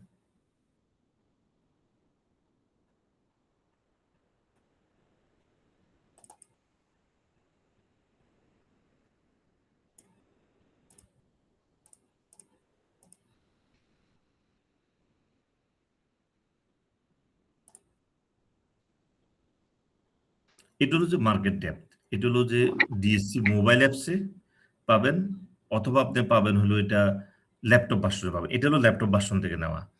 আর আপনাদের যাদের হাউসগুলোতে যাদের আছে মোবাইল অ্যাপস আছে, ওই হাউসে বললে আপনাদেরকে মোবাইল অ্যাপস দিয়ে দিবে, এখানে এই ইন্টারফেসটা যদি পেতে চান। আর স্টক নাও কিংবা বুলবিডিতে এই জিনিসটা পাবেন না, এটা অন্যভাবে দেখা যায়, এইভাবে পাওয়া যায় না। এখানে অনেক ইনফরমেশন থাকে। তো মার্কেট ডেপথ হলো এখানে হলো যে গুরুত্বপূর্ণ বিষয়। তাহলে আমরা প্রথমে কি করলাম, ইন্ডেক্স অ্যানালাইসিস করলাম, তারপর শেয়ার অ্যানালাইসিস করলাম, তারপর নিউজ দেখলাম। এখন আমরা মার্কেট ডেপথ দেখব। মার্কেট ডেপথের ভিতর দেখেন এখানে দেওয়া আছে হলো ভিউ আপ, ডান পাশে নিচে যেখানে আমার কাজটা নড়তেছে দেখেন view up 1170, LTP last trade price 1170। তাহলে দুইটা জিনিস পেলাম, ভিউ আপ এবং এলটিপি। যদি ভিউ আপ থেকে ভলিউম ওয়েটেড এভারেজ প্রাইস থেকে যদি এলটিপি লাস্ট ট্রেড প্রাইস অথবা মার্কেট প্রাইস বেশি হয়, তখন সেটা বাই করা যেতে পারে, অর্থাৎ এটা বাই করাটা সেফ, বাড়বে। কেন? ভিউ আপ যদি 1170 হয়, এলটিপি যদি 1190 হয় কিংবা 12 হয়, তাহলে শেয়ারটা বাই করা যাবে। মানে এটার দ্বারা কি বুঝাচ্ছে? ডিমান্ড বুঝাচ্ছে, অ্যাভেলেবেল বায়ার দেখা যাচ্ছে মার্কেটে, যার কারণে এই শেয়ারের দাম বাড়বে। যদি ভিউ আপ থেকে যদি মার্কেট প্রাইস যদি কম হয়, ভিউ আপ 1170, মার্কেট প্রাইস যদি হয় 1150, তাহলে বুঝতে হবে যে এই শেয়ারের উপর একটা সেল পেশা যাচ্ছে, সেলার বেশি, তাহলে প্রাইস ফল করবে। ক্লিয়ার? তো এই কারণে আমরা ভিউ আপ একটু আবার রিপিট করবেন এই জিনিসটা। ভিউ আপ থেকে বলার ছিল তো। মার্কেট প্রাইস বেশি হবে। ভিউ আপ কত? 1170। View up last trade price কত? 1170, 1190 কিংবা 12। ভিউ আপ যদি 1170 হয়, মার্কেট প্রাইস যদি ভিউ আপ থেকে বেশি হয়, 1190 কিংবা 12 হয়, তাহলে এই শেয়ারটা বাই করা যাবে। কারণ এখানে বায়ার বেশি, ডিমান্ড বেশি, যার কারণে প্রাইস বেশি হয়ে আছে। আর যদি ভিউ আপ থেকে ভলিউম ওয়েটেড অ্যাভারেজ প্রাইস থেকে যদি কম হয়, মার্কেট রেট যদি কম হয়, যেমন ভিউ আপ 1170, মার্কেট প্রাইস হলো 1140-50, তাহলে বুঝতে হবে যে এই শেয়ারের উপর সেল পেশা যাচ্ছে, সেলার আছে বেশি, যার কারণে ভিউ আপ থেকে তার রেট কম। তাহলে মানে কি এই শেয়ার পড়বে, কমে যাবে। তাহলে ভিউ আপ থেকে বেশি হলে আমরা শেয়ার কিনবো, এটা হলো একটা যুক্তি। এবার দেখেন অর্ডার 11টা, কোয়ান্টিটি 22,000, 28,000 সেলার কোয়ান্টিটি, আর 3টা অর্ডার। এই 11টা মানে কি 11 জন বা 11টা অর্ডার।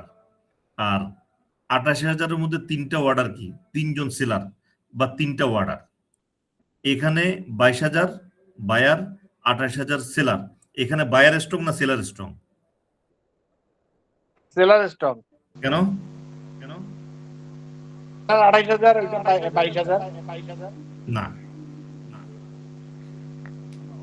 বাইরে স্ট্রং, বাইরে স্ট্রং,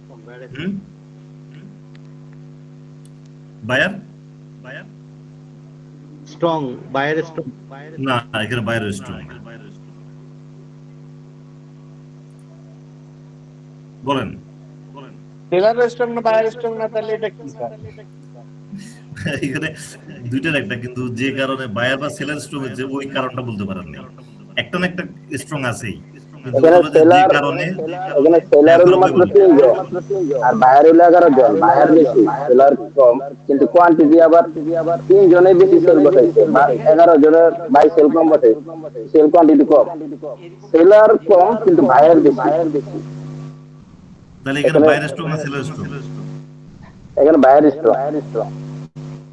না, হয় নাই। শুভভাবে বলেন।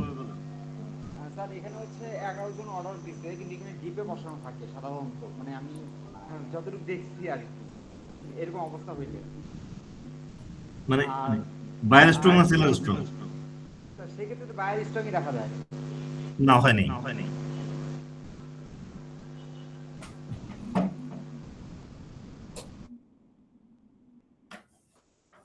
এখানে হলো যে এখানে হলো সেলার স্ট্রং। কারণ হলো দেখেন 11 দুগুণে 22, তাহলে 11 জন বায়ার এভারেজে সে 2,000 করে শেয়ার বাই দিছে, তাহলে হলো দুর্বল বায়ার। আর 3 জন সেলার 28,000 শেয়ার সেল দিছে, মানে 3 নং 27, মানে 9,000 করে সে সেল দিছে এক একটা, তাহলে সেলার স্টক একটা সেলার 9,000 নিয়ে এসছে, একটা বায়ার 2,000 করে বাই দিছে, তাহলে দুর্বল বায়ার স্ট্রং সেলার। ক্লিয়ার? হ্যাঁ ফারুক ভাই এটা বলেন। তো আমি বলছিলাম স্যার, এটা তো আমি বলছিলাম স্যার। চারটা এটা কোথায় পাবো? এটা ডিসিএফস এ পাবেন। ভাই আমি এটাই বলতে চাইছিলাম, কিন্তু বলতে গিয়ে আসলে উল্টাটা বলে ফেলাইছি। আমি এটাই বলতে চাইছিলাম, সেলার আর হলো আপনার মানে তিনজনে অনেক কোয়ান্টিটি বসাইছে সেল করার জন্য, কিন্তু বায়ার তো বেশি হইলে কি বড় কোয়ান্টিটি কম। আমি বলতে পারিনি আর কি ভাই, আমি এটাই বলতে চাইছিলাম। এবার এই কোশ্চেনের উত্তর আগে ফারুক ভাই দিবে। আগে কোশ্চেনটা বলি, দেখেন এখানে হলো, খেয়াল করেন, স্যার এটা কি চার্ট? এটা না ডিসিএক্স এ যাই, এটা কি চার্ট খুঁজবো? এটা হলো আপনার যে ব্রোকারেজ হাউস আছে, ব্রোকারেজ হাউসে বলবেন যে আমাকে ডিসি অ্যাপস দিবেন, এটা দিয়ে বাইসেল করা যায়, নিজে নিজে বাইসেল করতে পারবেন। এটার জন্য 125 টাকা করে পার মান্থ আপনার টাকা কাটবে। তো আমার তো এনসিসি ব্যাংকের ব্রাঞ্চে, এটা তো ওরা দেয় না। বললে দিবে, না বললে দিবে কেন? এটা ইউজার নেম পাসওয়ার্ড দিবে আপনাকে, আপনার লিঙ্ক দিয়ে দিবে, তো ওই লিঙ্ক থেকে নামায় নিয়ে আপনি এটার ইউজার নেম পাসওয়ার্ড সেট করে নেবেন। এটা প্রত্যেক সেই ব্রোকার হাউসে থাকে। হ্যাঁ, প্রত্যেক ব্রোকারেজ হাউসে বাইসেল নিজে করতে পারবেন। এখানে খেয়াল করেন, এখানে হলো যে 7 লাখ বায়ার, 1 লাখ সেলার। এখন আপনাকে বলতে হবে শেয়ারের দাম বাড়বে না কমবে, এটা ফারুক ভাই দিয়ে স্টার্ট হবে। বলেন ফারুক ভাই বলেন, 7 লাখ বায়ার 1 লাখ সেলার, এখানে শেয়ারের দাম বাড়বে না কমবে? শেয়ারের দাম বাড়বে, কারণ এটা বায়ার স্ট্রং স্যার। ওকে, বায়ার স্ট্রং। এরপর আর কি বলবে বলেন? এখানে বাড়ার সম্ভাবনাই বেশি ভাই। বাড়বে, ওকে বাড়বে। এরপর কি বেলায়েত ভাই বলেন?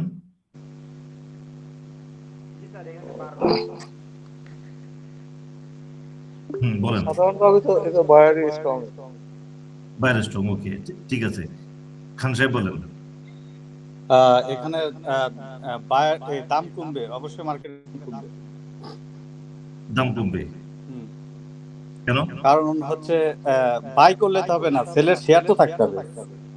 সেলের জন্য শেয়ার মাত্র 1 লাখ, কিন্তু বাই করবে 7 লাখ, শেয়ার কই? দাম কমবে কেন? তো দাম বাড়বে। তাহলে ডিমান্ড বেশি হইলো না, যেহেতু সেলের শেয়ার নাই, তাহলে ডিমান্ড বাড়লো থেকে তো এখানে দাম বাড়বে। ওকে, মামুন ভাই বলেন। শেয়ারের দাম বাড়বে, এটা বাড়বে, ওকে ঠিক আছে। এখানে এবার যেটা হবে সেটা বলে দিই, এটা হলো শেয়ারের দাম কমবে। এখানে এই কোর্সের যা জিনিস দেখবেন যে আমরা যা চিন্তা করছি লাইফে এতদিন সব উল্টে গেছে, এখানে উল্টে যাবে। এখানে হলো যে এখানে শেয়ারের দাম কমবে। এটার একেবারে সহজ ব্যাখ্যাটা বলে দিই, যখন দেখবেন যে বায়ার পোর্শনে বায়ার বেশি থাকবে শেয়ারের প্রাইস কমবে, সেলার পোর্শনে যদি সেলার বেশি থাকে শেয়ারের দাম বাড়বে। উল্টা কেন উল্টা সেটা বলে দিই। এবার যখন 7 লাখ এখানে যখন বায়ার আসলো, তখন 1 লাখ সেলার, তখন আমরা এই 20 জন একটা জিনিস চিন্তা করলাম, আমরা যদি এখন শেয়ার বাই বসাই তাহলে 7 লাখ শেয়ার দেওয়ার পরে আমাদেরকে শেয়ার দিবে, তাহলে আমরা শেয়ার পাবো না। তাহলে আমরা যদি শেয়ার কিনতে হয় 11.80-তে শেয়ার কিনতে হবে। তো আমরা 20 জনের সিদ্ধান্ত নিলাম 11.80-তে শেয়ার বাই করব। আমরা 11.80-তে শেয়ার 1 লাখ শেয়ার নিয়ে নিলাম 20 জনে মিলে। নেওয়ার পরে 1170-এর যে বায়ারটা এটা উঠে গেল, কারণ 1170-এ যে 7 লাখ যে বায়ার আছে উনি 1 লাখ শেয়ার সেল দিছে। কেন উনি এটা করছে? ওনার শেয়ারটা বিক্রি হওয়ার জন্য। যখন আমরা খেয়াল করি নাই, যেটা যখন দেখলাম বায়ার বেশি আমরা তো শেয়ার পাবো না, আমরা তড়িঘড়ি করে শেয়ার নিয়ে নিছি 11.80-তে, তখনই উনি বায়ারটা উইথড্র করে দিচ্ছে 1170-তে, কারণ ওনার শেয়ার বিক্রি হয়ে গেছে। এটা আরো ক্লিয়ার করে বুঝেন, যেটা হলো যে লোকের 7 লাখ শেয়ার প্রয়োজন, এখানে শেয়ার দেখলো যে 1 লাখ শেয়ার, তাহলে শেয়ার তো নাই, তাহলে 10 পয়সার জন্য উনি নিশ্চয়ই বসে থাকার কথা না। তাহলে উনি কেন বসে আছে? উনি এই কারণে বসে আছে, উনি বায়ার উনি সেলার। আচ্ছা, এবার আরো একটু বুঝেন, যদি এখানে বড় পার্টি কখনো বায়ার শো করে না, ধরুন বড় পার্টি 20 লাখ শেয়ার কিনবে, 30 লাখ শেয়ার কিনবে, উনি যদি টপে যদি 20 লাখ শেয়ার বাই বসে বা 30 লাখ শেয়ার বাই বসে, তাহলে উনি শেয়ার না পেয়ে ওনারা শেয়ার টেনে নিয়ে যাবে। যার কারণে দেখবেন যে যখন শেয়ারের দাম বাড়ে তখন বায়ারের পোষণে 10,000 20,000 শেয়ার শো করে, আর সেলারের পোর্শনে 2 লাখ 3 লাখ শেয়ার শো করে। তো আপনি দেখবেন যে ডান দিক থেকে সমস্ত শেয়ার নিয়ে যাচ্ছে, বায়ার দেখবেন যে 10,000 15,000 বায়ার বসে আছে, ডান দিকে যা লক্ষ লক্ষ শেয়ার খালি হয়ে যাচ্ছে। কারণ আজকে ডিএসএসএল এটা হইছে ভাইয়া, ডিসিসিল নিয়ে গেছে সব, ড্রিপ ছিল ড্রিপ বসায় তারপরে বাই দিছে। কিন্তু ডিপ আমি কিছু বসেছিলাম, দেখছেন ধরে ফেলছি। কিন্তু কিন্তু কিন্তু শেয়ার দেয় নাই তো, শেয়ার আমি শেয়ার দেয় নাই, হ্যাঁ। শেয়ার আমি পাইনি এভাবে। আমি যদি আজকে শেয়ার যদি টান দিতাম আমি হোল্ড করে ফেলতে পারতাম, হল্ট হয়ে যেত, হ্যাঁ। আমার কাছে টাকা ছিল, কিন্তু আমি ওই ড্রিপে বসেছিলাম, ফ্যাক ডিল বসেছিলাম 10 লাখ, ড্রিপে বসেছিলাম, শেয়ার একটাও দিই নাই। ঠিক আছে, ও আগে জানি কারা নিয়ে গেছে। ওকে, তো এখানে আপনার যেটা হলো খেয়াল করতে হবে, যেটা বড় পার্টি কখনো বায়ার শো করে না। তাহলে অলওয়েজ এটা মনে রাখবেন, এটা কিন্তু একেবারেই এটা মার্কেটে এটা সবসময় খেয়াল রাখবেন, বায়ার বেশি হলে শেয়ার প্রাইস ফল করবে, সেলার বেশি হলে শেয়ার দাম বাড়বে। এটা অবশ্যই হবে এই ঘটনাটা, এবং অজস্রবার দেখছি। যখন লাভেলো দিয়েছিলাম তখন লাভেলোতে এই কাহিনী ছিল। ঠিক আছে, ওকে। তাহলে মোটামুটি তাহলে আমাদেরকে আর এখানে কোনো জায়গাতে আমাদের এইটা তো আমি বুঝলাম না, কি বায়ার বেশি হইলে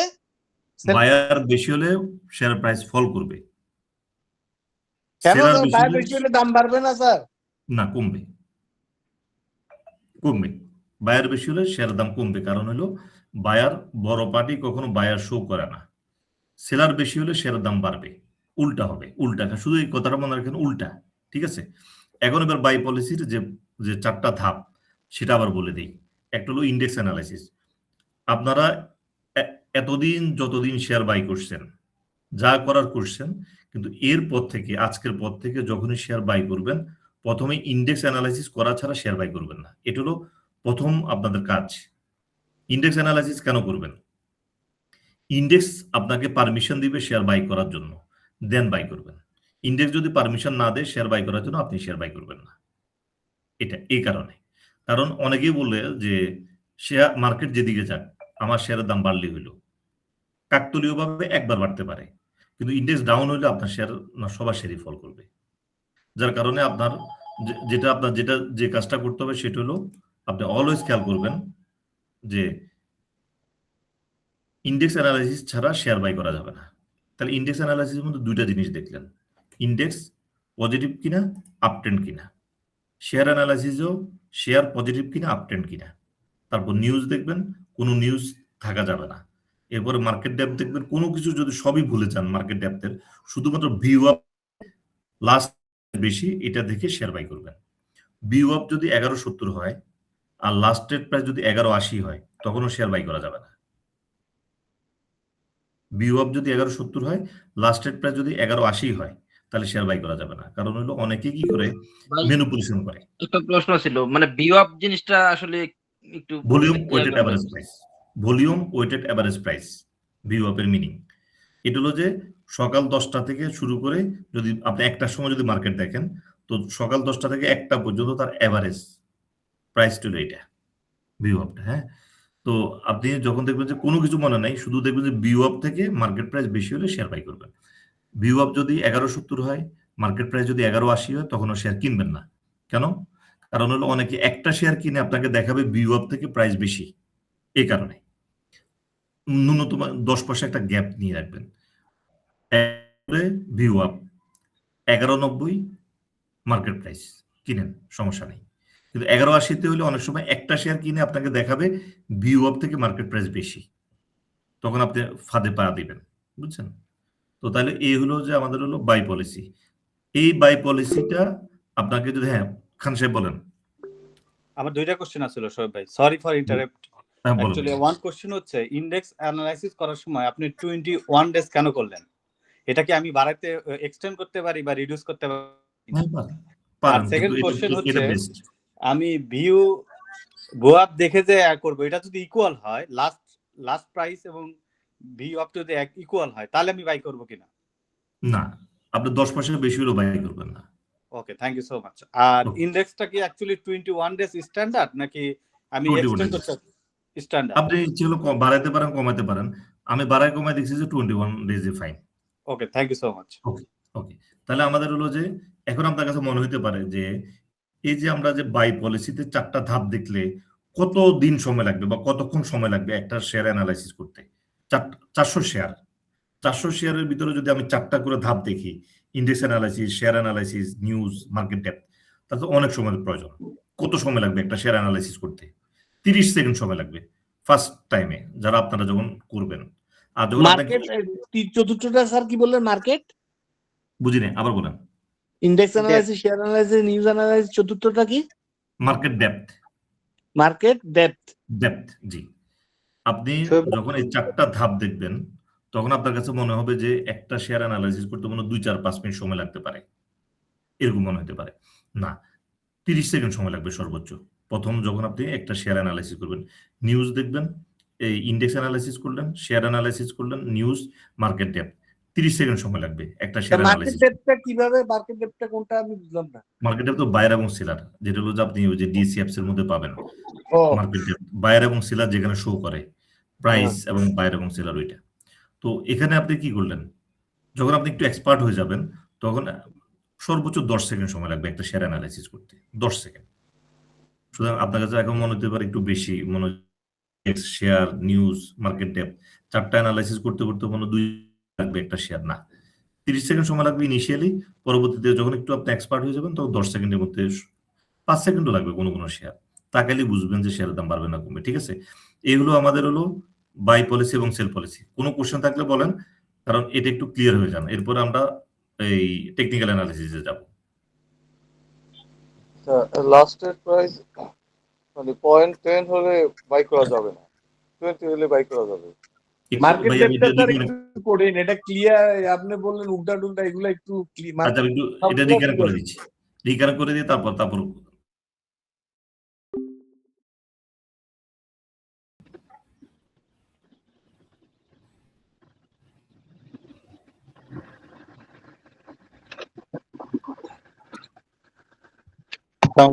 আমি কথা বলতে পারবো? বে বলুন।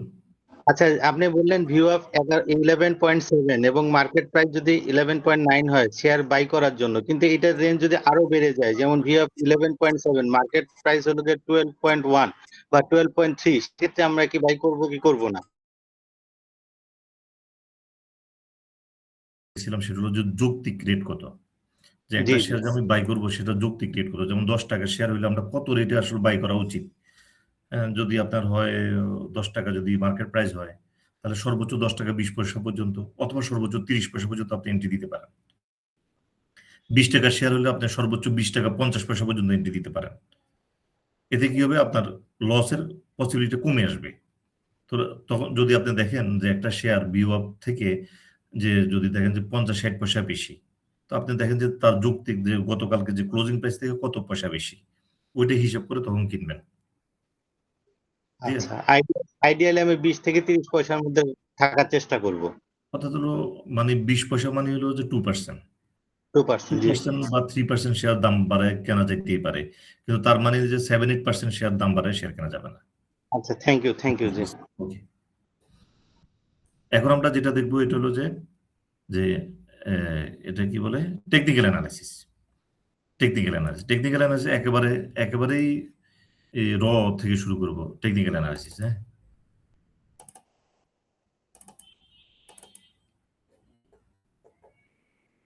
এখানে হয়তো দেখা যাবে অনেকে নতুন আছে টেকনিক্যাল অ্যানালিসিস, যে ওনাদের হয়তো এটা উনি বুঝছেন না, যার কারণে একদম বেসিক ক্যান্ডেল, এটা আমরা সবাই জানি। এই বেসিক ক্যান্ডেলগুলো যেটা হলো যে এখন সব জায়গায় ইউজ করে, এটা হলো যে একটা ক্যান্ডেল যদি সবুজ হয় বুলিশ, যদি লাল হয় বিয়ারিশ। সবুজ হলে বুলিশ, লাল হলে বিয়ারিশ। কেন সবুজ হবে? যদি ওপেন প্রাইস থেকে ক্লোজ প্রাইস বেশি হয়, ওপেন প্রাইস থেকে ক্লোজ প্রাইস বেশি হলে সবুজ হবে, আর ওপেন প্রাইস থেকে ক্লোজ প্রাইস নিচে হলে লাল হবে। একটা ক্যান্ডেলের চারটা তার 4টা ইয়া থাকে, পয়েন্ট থাকে। একটা হলো ওপেন, ক্লোজ, হাই, লো। ওপেন প্রাইসটা কিভাবে ক্যালকুলেশন করে? দিনের শুরুতে একটা শেয়ার যদি ধরেন একটা শেয়ার বাই হয়েছে 10 টাকায়, কিংবা 200 শেয়ার বাই হয়েছে 10 টাকায়, অর্থাৎ যতটা শেয়ারই বাই হোক সেটাই ওপেন প্রাইস হিসেবে কাউন্ট হয়। দিনের শুরুতে 10 টাকায় একটা শেয়ার বাই করছে, তাহলে ওপেন প্রাইস কত? 10 টাকায় একটা, 10 টাকায় ওপেন প্রাইস। যদি ক্লোজ প্রাইসটা কিভাবে ক্যালকুলেশন করে? দিনের যে লাস্ট প্রাইস, লাস্ট ট্রেড প্রাইসটা হলো ক্লোজ প্রাইস, ঠিক আছে না? না, এটা হলো যে দিনের সর্বনিম্ন রেট কত, লো। এই হলো 4টা পার্ট। এই যে বডি পার্ট দেখা যাচ্ছে 10 টাকা থেকে 10 টাকা 80, এরপরে হাই কত, 11। এটাকে এই যে লম্বা যে একটা যে শ্যাডো দেখা যাচ্ছে, এটাকে উইক বলে, হ্যাঁ, শ্যাডো বলে। তাহলে এই যে আপার শ্যাডো যেটা, এখানে যে আপার শ্যাডোটা মূলত কি, কে জানেন এখানে আপার শ্যাডোটা কি? এখানে উপরে যে বডির উপরে যে একটা আপার শ্যাডো দেখা যায়, একটা দাগ দেখা যাচ্ছে, এটা মূলত কি? সর্বোচ্চ price. High high high price. তৈরি হওয়ার পর ওই নিচে ওই জায়গায় এসে ক্লোজ হয়েছে, ওটা ওই পর্যন্ত হাই ছিল দাম। সর্বোচ্চ প্রাইস গেছিল সর্বোচ্চ প্রাইস গেছিল, এটা হলো হাই প্রাইস, ঠিক না? এটা আসলে হাই প্রাইস, ঠিক আছে 11। এটা আসলে যে এই যে উপরে যে শ্যাডোটা দেখা যাচ্ছে, এটা হলো বেসিক্যালি সেলার। এটা হলো সেলার, মনে রাখবেন, এটা হলো সেলার। এটা এই যে উপরে শ্যাডো, এটা সেলার। কেন? ধরেন 10 টাকায় মার্কেট ওপেন হয়েছে, 10 টাকা 20 পয়সা যে ছিল এগুলো বায়ার নিয়ে নিল। 10 টাকা 80 পয়সা যে সেলার গুলো ছিল, বায়ার এগুলো কিনে ফেললো। 10 টাকা 90 পয়সা যে সেলার, বায়ার কিনে ফেলবো। 11 টাকা যে সেলার গুলো ছিল, বায়ার গুলো সব কিনে ফেললো। তাহলে 11 টাকা এখন বায়ার। হঠাৎ করে এবার সেলার সেল করা শুরু করলো। 11তে যা শেয়ার বাই ছিল সব দিয়ে দিছে। 10.90-তে যত বায়ার ছিল সবাইকে দিয়ে দিছে। 10.80-তে যত শেয়ার ছিল সব দিয়ে দিছে। তাহলে এই যে উপরে যে একটা শ্যাডো ক্রিয়েট হলো, এটা মূলত হলো সেলার, ঠিক আছে? এই শ্যাডো যত বড় হবে, বডি পার্ট তত ছোট হবে। একটা ক্যান্ডেলে শ্যাডো বড় হইলেই বুঝতে হবে যে এই শেয়ারে সেলার বেশি। ক্লিয়ার? একটা ক্যান্ডেলের শ্যাডো যত বড় হবে, আপার শ্যাডো যত বড় হবে, সেলার তত বেশি, বুঝতে হবে, ঠিক আছে? ওকে, এই হলো যে ক্যান্ডেল স্টিকের বেসিক। এবার দেখবো হলো আমরা ক্যান্ডেল স্টিকের নাম শিখবো এবার।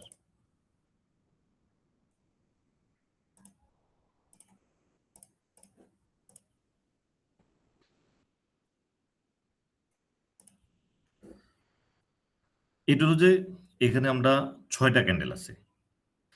যেমন ক্যান্ডেল স্টিকের অনেক নাম আছে, যেটা হ্যামার, হ্যাঁ, তারপর inverted hammer, doji, dragonfly doji, gravestone doji, হ্যাঁ, স্পিনিং টপ, এরকম অনেক নাম আছে ক্যান্ডেলের। তো এই নামগুলোর সাথে আসলে যে আমাদের প্রফিটের কোনো সম্পর্ক নাই, সহজ কথা। নাম বিভিন্ন, যে নামে ডাকি, লাভ কি? প্রফিট না হইলে তো আমাদের প্রফিট দরকার। তো আমাদের আসলে ক্যান্ডেলের নাম শেখার প্রয়োজন নেই। আমরা যে জিনিসটা শিখবো, যে একটা ক্যান্ডেল কিভাবে কাজ করে সেটা শিখবো। তো এখানে উপরে হেডিং দেওয়া আছে বুলিশ টু উইক বুলিশ। উপরের কি দেওয়া আছে heading? Bullish to weak bullish. অর্থাৎ হলো সবুজ ক্যান্ডেলটা কি একটা বুলিশ ক্যান্ডেল। বুলিশ ক্যান্ডেল কিভাবে ধীরে ধীরে দুর্বল হচ্ছে, বুলিশ ক্যান্ডেল কিভাবে ধীরে ধীরে দুর্বল হচ্ছে।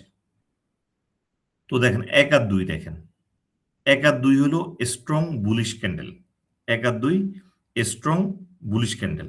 স্ট্রং বুলিশ ক্যান্ডেল কেন? এটা উপরে কোনো তার শ্যাডো নাই, মানে হাই প্রাইস যেটা, ক্লোজ প্রাইস সেটা হল্ট।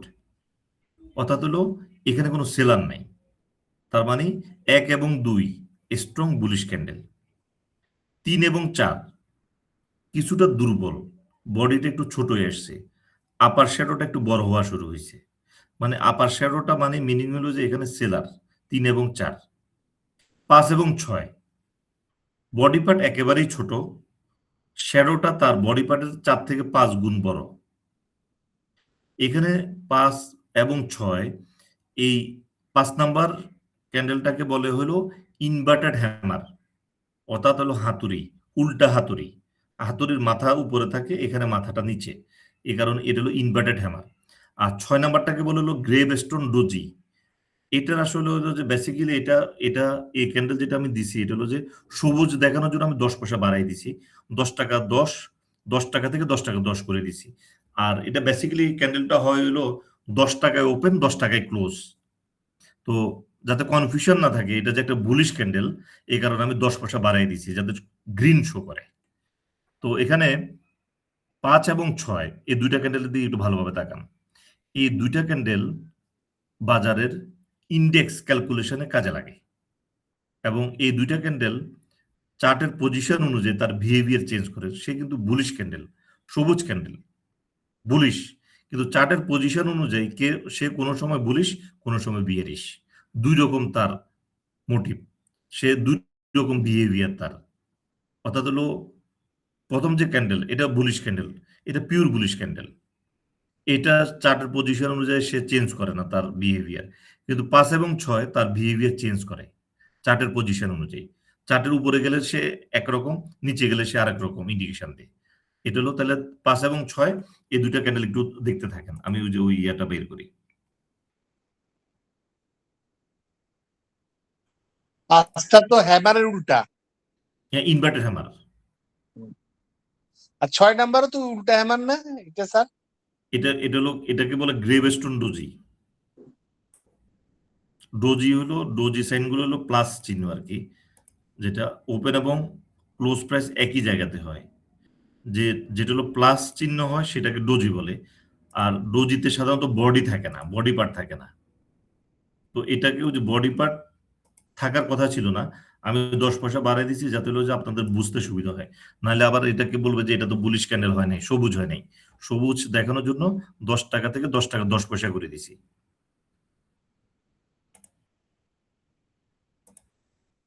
আজকে ভাইয়া ইন্ডেক্স তো সারাদিনই গ্রেভিস্টোন ডজি ছিল। আজকে সারাদিন ইন্ডেক্স আমার সাথে খেলাধুলা করছে। পরে পরে যখন দেখতেছি যে না, ওই যে টার্ন ওভারটা একটু ভালো টার্ন ওভার হচ্ছে, তখন গিয়ে যে হ্যাঁ, তখন গিয়ে এই দুইটা শেয়ারে এন্ট্রি দিছি। মনে হলো যে কাজ হইতে পারতো, যাক আল্লাহ যা দিছে তা। এখানে দেখেন, এখানে আমরা ক্যান্ডেল দিয়ে আমরা এখন ইন্ডেক্স অ্যানালাইসিস করব। এখানে খেয়াল করেন, এখানে হলো যে লাল বক্স দেওয়া আছে, এই লাল বক্স যখন ইনভার্টেড হ্যামার আসার পরে মার্কেট চার্টের উপরের পোর্শনে যদি ইনভার্টেড হ্যামার আসে তাহলে মার্কেট ফল করা শুরু করছে। আর চার্টের নিচের পোর্শনে যখন ইনভার্টেড হ্যামার আসে তখন মার্কেট বাড়া শুরু করে। এখন আপনাকে বলতে হবে কেন। এই যে দেখেন, চার্টের উপরের পোর্শনে যখন ইনভার্টেড হ্যামার আসে মার্কেট ফল করে, চার্টের নিচের পোর্শনে ইনভার্টেড হ্যামার আসলে মার্কেট বাড়ে। এটা শুধু ইন্ডেক্সের ক্ষেত্রে না, শেয়ারের ক্ষেত্রেও সে একই রকম কাজ করে। কিন্তু এখন বলতে হবে যে কেন শেয়ারের দাম কমে, কেন শেয়ারের দাম বাড়ে। সেম ক্যান্ডেল দুই জায়গাতে তার শেয়ারের দাম বাড়ে কমে কেন? অর্থাৎ চার্টের উপরের পোর্শনে থাকলে মার্কেট ফল করবে বা শেয়ারের দাম কমবে, চার্টের নিচের পোর্শনে আসলে শেয়ারের দাম বাড়বে কেন? ভাই সালাম আলাইকুম। ওয়ালাইকুম আসসালাম ভাই, বলুন। বটমে থাকলে হ্যামার ক্যান্ডেল ক্রিয়েট করলে আমরা বুঝবো যে এটা স্যার বাড়বে, আর কেন বাড়বে? রেজিস্ট্যান্স Reason কি? লেভেলে গেলে তখন আমরা বলবো এটা পড়ে যেতে পারে, রিস্ক আছে। মানে রিজন কি, কেন বাড়বে কেন কমবে, কারণ থাকবে না? এখানে স্যার বায়ার বেশি হয়ে গেছে। হ্যাঁ, বটমে আসলেই বায়াররা সবাই চান্স দেবে শেয়ার কেনার জন্য। না, এখানে হলো যে যদি উপরের পোর্শনে যদি আসে, হ্যাঁ, উপরে পোর্শনে আসলে হ্যামার ক্যান্ডেলে আপট্রেন্ড হবে, আর হলো উপরে যেটা আসতেছে এটা হলো হ্যাঙ্গিং ব্যান্ড ক্যান্ডেল, এটাতে ডাউন ট্রেন্ডে আসবে। না, এটা হ্যাঙ্গিং ম্যান না, হ্যাঙ্গিং ম্যান হলো এটা উল্টা, এটা না, হ্যাঙ্গিং ম্যান আরেকটা। এটা হলো যে ইনভার্টেড হ্যামার উপরে যেটা আছে, যেখানে সার্কেল করা আছে লাল রঙের, যেটা সার্কেল করা আছে এটা হলো ইনভার্টেড হ্যামার। এখানে আসলে কেন মার্কেট ফল করবে? সেলাররা স্যার সেল দিয়ে দেবে, সব প্রফিট টেকিং করবে।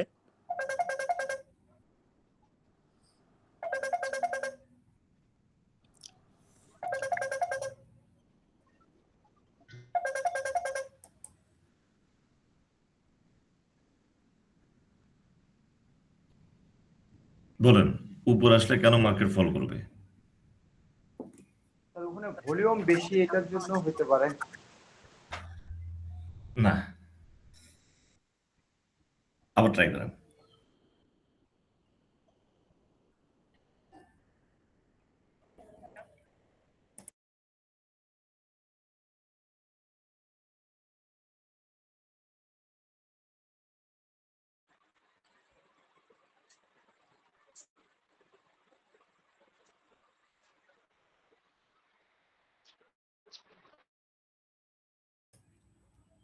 এটা হলো, এবার এবার খেয়াল করেন এটা আসলে কি ঘটনা ঘটছে সেটা দেখেন।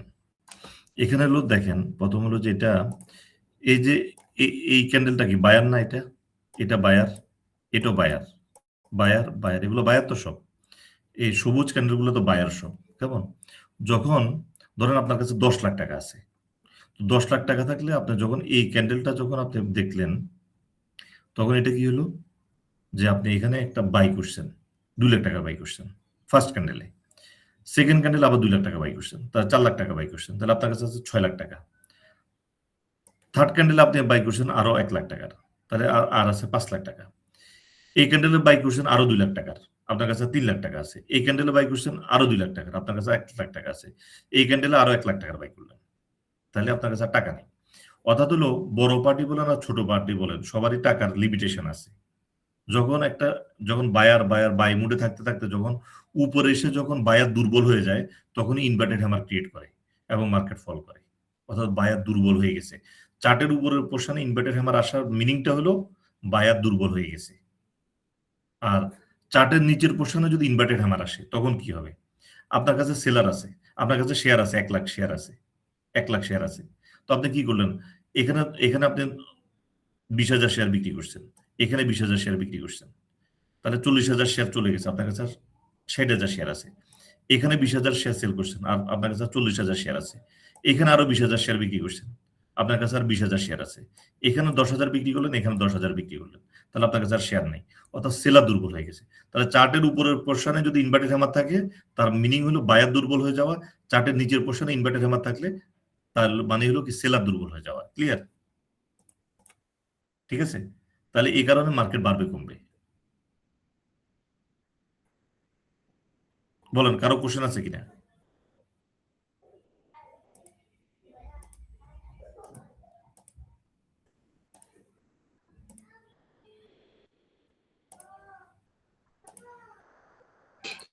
ভাই এটার সাথে ভলিউমের কোনো কালেকশন আছে কিনা? কে বললো? ভাই আমি ফারুক ভাই? বলছিলাম, মানে যে আচ্ছা। উপরে যে এই ক্যান্ডেল দুটো হইলো, মানে এটার সাথে ভলিউমের আর কোনো কালেকশন আছে কিনা? একটা বিপদের কথা আবার। দেখেন, যদি এতক্ষণ যেটা বললাম, চার্টের উপরের পোর্শনে যদি ইনভার্টেড হ্যামার আসে, মার্কেট ফল করবে। চার্টের নিচের পোর্শনে ইনভার্টেড হ্যামার আসলে মার্কেট বাড়বে। কারণ হলো কি, চার্টের উপরের পোর্শনে ইনভার্টেড হ্যামার আসা মানে হলো যে বায়ার দুর্বল হয়ে যাওয়া। চার্টের নিচের পোর্শনে ইনভার্টেড হ্যামার মানে সেলার দুর্বল হয়ে যাওয়া। এখন এখানে দেখেন, চার্টের উপরের পোর্শনে একটা ইনভার্টেড হ্যামার আসছে, কিন্তু মার্কেট বাড়া শুরু করছে। চার্টের উপরের পোর্শনে ইনভার্টেড হ্যামার আসছে, মার্কেট বাড়া শুরু করছে। চার্টের উপরের পোর্শনে ইনভার্টেড হ্যামার আসলো, মার্কেট বাড়া শুরু করলো। কেন? কারণ ওইখানে দেখলাম চার্টের উপরের পোর্শনে ইনভার্টেড হ্যামার আসলে মার্কেট ফল করে। এখানে চার্টের উপরের পোর্শনে ইনভার্টেড হ্যামার আসা মাত্রই মার্কেট বাড়া শুরু করছে। তাহলে উল্টা। বলেন কেন? এখানে ভলিউমের সম্পর্ক ভাই, ভলিউম বাড়ছে। জি জি, এখানে হলো যে অ্যাভারেজ ভলিউম থেকে ভলিউম বেশি, এই কারণে এখানে বাই প্রেশার বেশি, ওইখানে বায়ার অ্যাভেলেবেল। এই কারণে যে ইনভার্টেড হ্যামার যদি থাকে, খেয়াল করেন, ইনভার্টেড হ্যামার যদি চার্টের উপরের পোর্শনে থাকে, ইনভার্টেড হ্যামার যদি চার্টের উপরের পোর্শনে থাকে, তাহলে মার্কেট ফল করবে। কখন? অ্যাভারেজ ভলিউম থেকে ভলিউম যদি কম থাকে। আর ইনভার্টেড হ্যামার যদি চার্টের উপরের পোর্শনে থাকে, মার্কেট বাড়বে যদি অ্যাভারেজ ভলিউম থেকে ভলিউম বেশি থাকে। ক্লিয়ার? ওখানে অ্যাভারেজ ভলিউম থেকে ভলিউম কম ছিল, যার কারণে ইনভার্টেড হ্যামার আসা মাত্র মার্কেট ফল করছে। আর যদি অ্যাভারেজ ভলিউম থেকে ভলিউম বেশি থাকে, তাহলে ইনভার্টেড হ্যামার আসলেও মার্কেট বাড়বে। ঠিক আছে ফারুক ভাই? জি ভাই, জি ভাই। ওকে, ঠিক আছে। মামুন ভাই বলেন, ক্লিয়ার কিনা? জি ক্লিয়ার ক্লিয়ার। ওকে ওকে, ঠিক আছে। এখন আমরা যাব হলো 3টে ইন্ডিকেটর শিখবো। এই 3টে ইন্ডিকেটর দিয়ে টোটাল মার্কেট, বাংলাদেশের মার্কেট, ফরেক্স মার্কেট, প্রত্যেকটা মার্কেটকে আপনি যে শাসন করতে পারবেন, অর্থাৎ হলো প্রফিট আপনাকে না দিয়ে যেতে পারবে না। জাস্ট 3টে ইন্ডিকেটর, সহজ ইন্ডিকেটর। এখনো এগুলা আমাদের দেশে ইউজ করতে চান। আমাদের দেশে দেখবেন খুব হিজিবিজি করে আঁকাআঁকি করে, দেখবেন অনেকে, দেখবেন আপনি ট্রেডিং ভিউতে যদি যান, এক ইন্ডিকেটর আছে যে আপনি মাথা ঘোলা যাবে যে এত ক্যালকুলেশন করে তারা। জাস্ট খালি চোখে দেখবেন, খালি চোখে দেখে শেয়ার বাই করা যায়। অর্থাৎ আমরা এখন দেখবো যে 3টা সহজ ইন্ডিকেটর। একটা হলো এমএসিডি, দেখবো এমএসিডি, যেটা মানুষ এখন ইউজ করতে চায় না, একেবারে সহজ ইন্ডিকেটর, সবার থেকে প্রাচীন ইন্ডিকেটর, সহজ ইন্ডিকেটর, মানুষ ইউজ করে না। এই এমএসিডি দিয়ে যে পরিমাণ প্রফিট আপনি ঘরে তুলতে পারবেন, অন্য কোনো ইন্ডিকেটরের প্রয়োজন নেই। শুধুমাত্র এমএসিডি দেখেই শেয়ার বাই সেল করা যায়। দেখেন কিভাবে করা যায় সেটা দেখেন।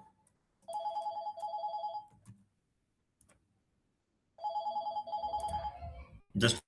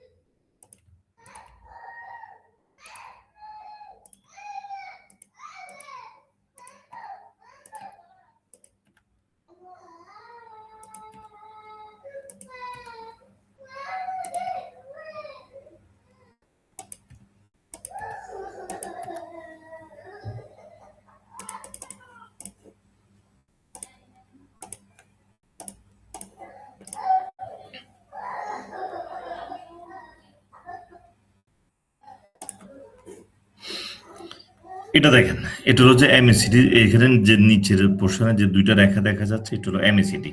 কেউ কেউ এটাকে ম্যাকডি বলে, হ্যাঁ, মুভিং অ্যাভারেজ কনভারেন্স এন্ড ডাইভারেন্স। এটা হলো যে এমএসিডির মিনিং। তো এখানে যে লাল যে রেখাটা, এখানে এটা হলো এমএসিডি রেখা, লাল রেখাটা। আর ব্লু কালারে যেটা, এটা হলো যে সিগন্যাল লাইন।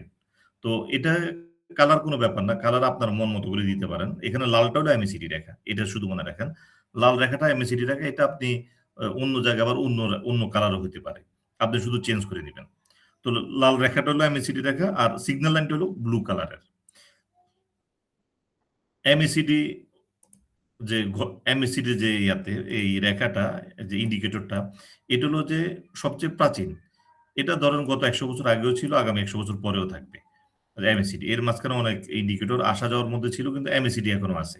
এই এমএসিডিটা যে রেখা 2টা, এটার একটা দোষ আছে এমএসিডির, এটাকে বলে ল্যাগিং ইন্ডিকেটর, অর্থাৎ হলো ধীরগতির ইন্ডিকেটর। অর্থাৎ হলো সে একটু ধীরে ইন্ডিকেশন দেয়, তার ইন্ডিকেশনটা একুরেট কিন্তু ধীরে ইন্ডিকেশন দেয়। এটা হলো তার দোষ, এই কারণে অনেক ইউজ করতে চায় না।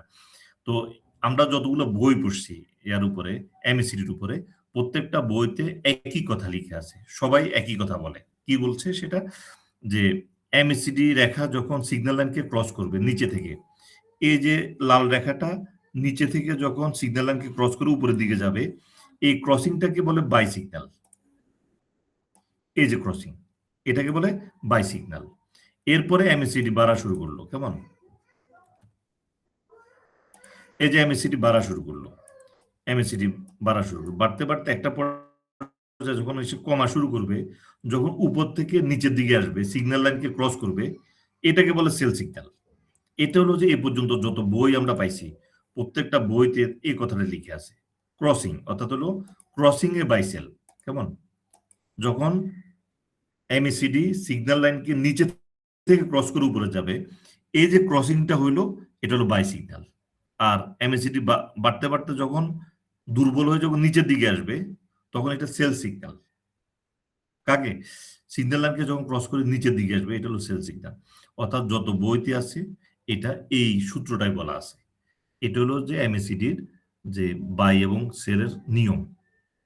কিন্তু আমরা যদি এমএসিডির এই রুলস ফলো করি, তাহলে আমরা লুজার হব মার্কেটে। এই এমএসিডির এই রুলস ফলো করে কেউ প্রফিটেবল হয় না।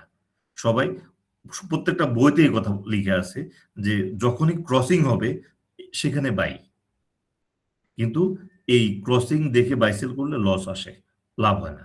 যার কারণে এখন অনেকে এমএসিডি ইউজ করে না। তো আমরা একটা এমএসিডির একটু এমএসিডিটার দোষ কি সে হলো যে ল্যাগিং ইন্ডিকেটর, ধীরগতির ইন্ডিকেটর। এটাকে আমরা ফাস্ট করে দিব এখন, যে কিভাবে ফাস্ট করে সেটা দেখেন। এই যে এমএসিডি যে ক্রসটা করলো, এই ক্রসে একটা রেখার দাগ দিব, দেখেন এই যে এই রেখা, কেমন? এখানে যে রেখাটা দাগ দিলাম, এটার ভিতরে এই ক্যান্ডেলের রেট কত? 26.90, রাউন্ড ফিগার ধরেন 27। ওকে, এরপরে দেখেন এমএসিডি যখন সিগন্যাল লাইনকে ক্রস করলো, ক্রস করার পরে দেখেন এমএসিডি এবং সিগন্যালের মধ্যে একটা ছোট্ট একটা গ্যাপ ক্রিয়েট হয়েছে, ছোট্ট একটা গ্যাপ ক্রিয়েট হয়েছে। এরপরে দেখেন এমএসিডি এবং সিগন্যালের মধ্যে তার গ্যাপটা বড় হচ্ছে, দেখছেন, বড় হচ্ছে। এখানে এসে সে সর্বোচ্চ একটা গ্যাপ ক্রিয়েট করছে। যেখানে সর্বোচ্চ গ্যাপ ক্রিয়েট করছে, এখানে একটা রেখা টান দিই, এই। তাহলে এই সর্বোচ্চ গ্যাপে তার রেট কত? 29.20। হাইয়েস্ট কত হচ্ছে? 30.60, 30 ধরলাম, রাউন্ড ফিগার 30। ওকে, 30। আর এখানে কত? 27। তাহলে দুইটা রেট পেলাম। এবার দেখেন, আমি ক্রসিং দেখে বাই সেল করি। আমি 10,000 শেয়ার বাই করছি, ক্রসিং দেখে বাই সেল করে আমি সেল করলাম কততে? 27 টাকায়। আপনি কি করলেন? আপনি গ্যাপ দেখে বাই সেল করেন, এমএসিডি এবং সিগন্যালের মধ্যে সর্বোচ্চ গ্যাপ দেখে বাই সেল করেন। তখন আপনি এখানে রেট পেলেন কত? 30 টাকা, 10,000 শেয়ার। তাহলে দেখেন আমরা একসাথে বাই করছি, ক্রসিং দেখে আমি সেল করলাম, আমি রেট পেলাম 27 টাকা। আপনি গ্যাপ দেখে বাই সেল করলেন, এমএসিডি এবং সিগন্যাল লাইনের মধ্যে সর্বোচ্চ গ্যাপে সেল করছেন, আপনি পাইলেন 30 টাকা, 3 টাকা বেশি পেয়েছেন। মানে 10,000 শেয়ারে 30,000 টাকা বেশি প্রফিট হয়েছে। কেন? পলিসিগত কারণে। একজন ক্রসিং দেখে বাই সেল করতেছে, একজন গ্যাপ দেখে বাই সেল করতেছে, যার কারণে। তাহলে আপনি সর্বোচ্চ গ্যাপে আপনি বাই সেল করবেন। কোথায়? সিগন্যাল লাইন এবং এমএসিডির মধ্যে যখন সর্বোচ্চ গ্যাপ ক্রিয়েট হবে, এই সর্বোচ্চ গ্যাপে সেল। ঠিক আছে? এখন এখানে একটা কোশ্চেন করতে হবে, সেটা হলো যে এটা যে সর্বোচ্চ গ্যাপ, এখানে তো আরো বাড়ার কথা ছিল, বাড়তেও পারতো সে। এই যে এমএসিডি এবং সিগন্যালের মধ্যে আরো গ্যাপ ক্রিয়েট হতে পারতো, আরো গ্যাপটা বড় হতে পারতো। তাহলে এটাকে আমি সর্বোচ্চ গ্যাপ কেন ধরবো? ঠিক আছে, এটার ধরবেন এই কারণে, এটার উপরে এই যে ক্যান্ডেলটা দেখেন, সর্বোচ্চ যে গ্যাপে আমরা সেল করছি, এটার ক্যান্ডেলটা হলো রেড। যদি এটা যদি গ্রিন ক্যান্ডেল হইতো, তাহলে আমরা আরেকটা দিন ওয়েট করতাম। যতক্ষণ পর্যন্ত সে গ্রিন ক্যান্ডেল হতো ততক্ষণ পর্যন্ত গ্যাপ ক্রিয়েট করতো। যখন সে রেড ক্যান্ডেল হয়ে যাবে, তখন সে কি হবে? তখন সে সর্বোচ্চ গ্যাপ ক্রিয়েট করে ফেলবে। তাহলে ওখানে আমরা সেল করে দিব। অর্থাৎ যতক্ষণ গ্রিন ক্যান্ডেল ততক্ষণ সে থাকবে, যখনই রেড হবে তখনই বুঝতে হবে যে সর্বোচ্চ গ্যাপ ক্রিয়েট করে ফেলছে, মানে আমরা সেল করে বেরিয়ে আসবো। তাহলে এখন আমরা সর্বোচ্চ গ্যাপ কিভাবে নির্ধারণ করব? ক্যান্ডেল দেখে। ওকে, আর আমরা যেটা কি করতেছি, ক্রসিং দেখে বাই সেল, সেটা না করে এখন করব কি? সর্বোচ্চ গ্যাপে সেল, এমএসিডি এবং সিগন্যাল লাইনের সর্বোচ্চ গ্যাপে সেল, এবং এমএসিডি এবং সিগন্যাল লাইনের সর্বনিম্ন গ্যাপে বাই। এবার মুভিং এভারেজ এমএসিডি সবচেয়ে মানে ভালোভাবে কাজ করবে এবং প্রফিটেবল হবে। অর্থাৎ ক্রসিং থেকে আমরা চলে গেলাম কোথায়? গ্যাপে, সর্বনিম্ন গ্যাপে বাই, সর্বোচ্চ গ্যাপে সেল। আপনাকে আর এমএসিডি তে কখনো লস দিতে হবে না। ক্লিয়ার? বলেন।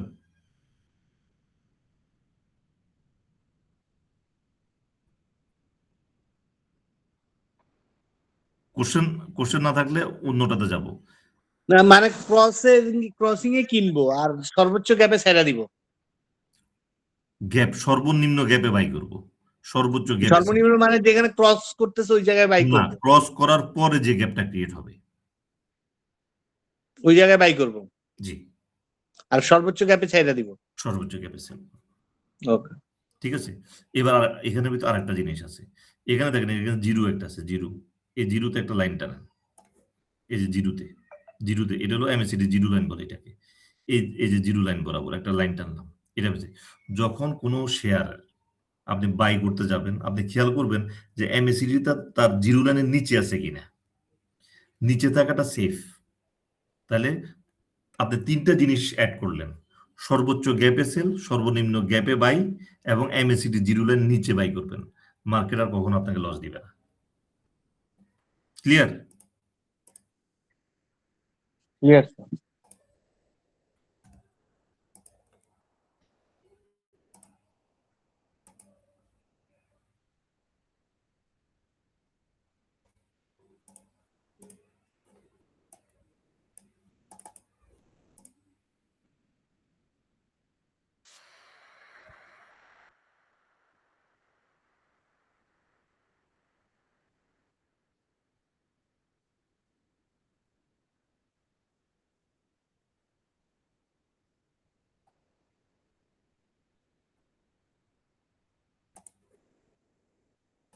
এখন দেখবো হলো যে আরএসআই।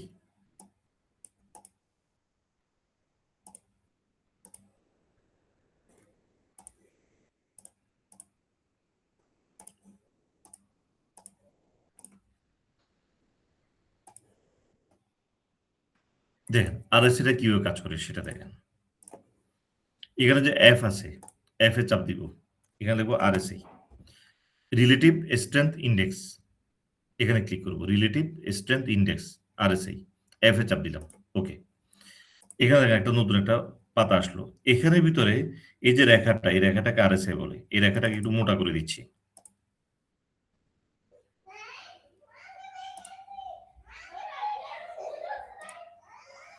এই যে রেখাটা, এই যে মোটা রেখাটা দেখা যাচ্ছে, এটা হলো আরএসআই রেখা।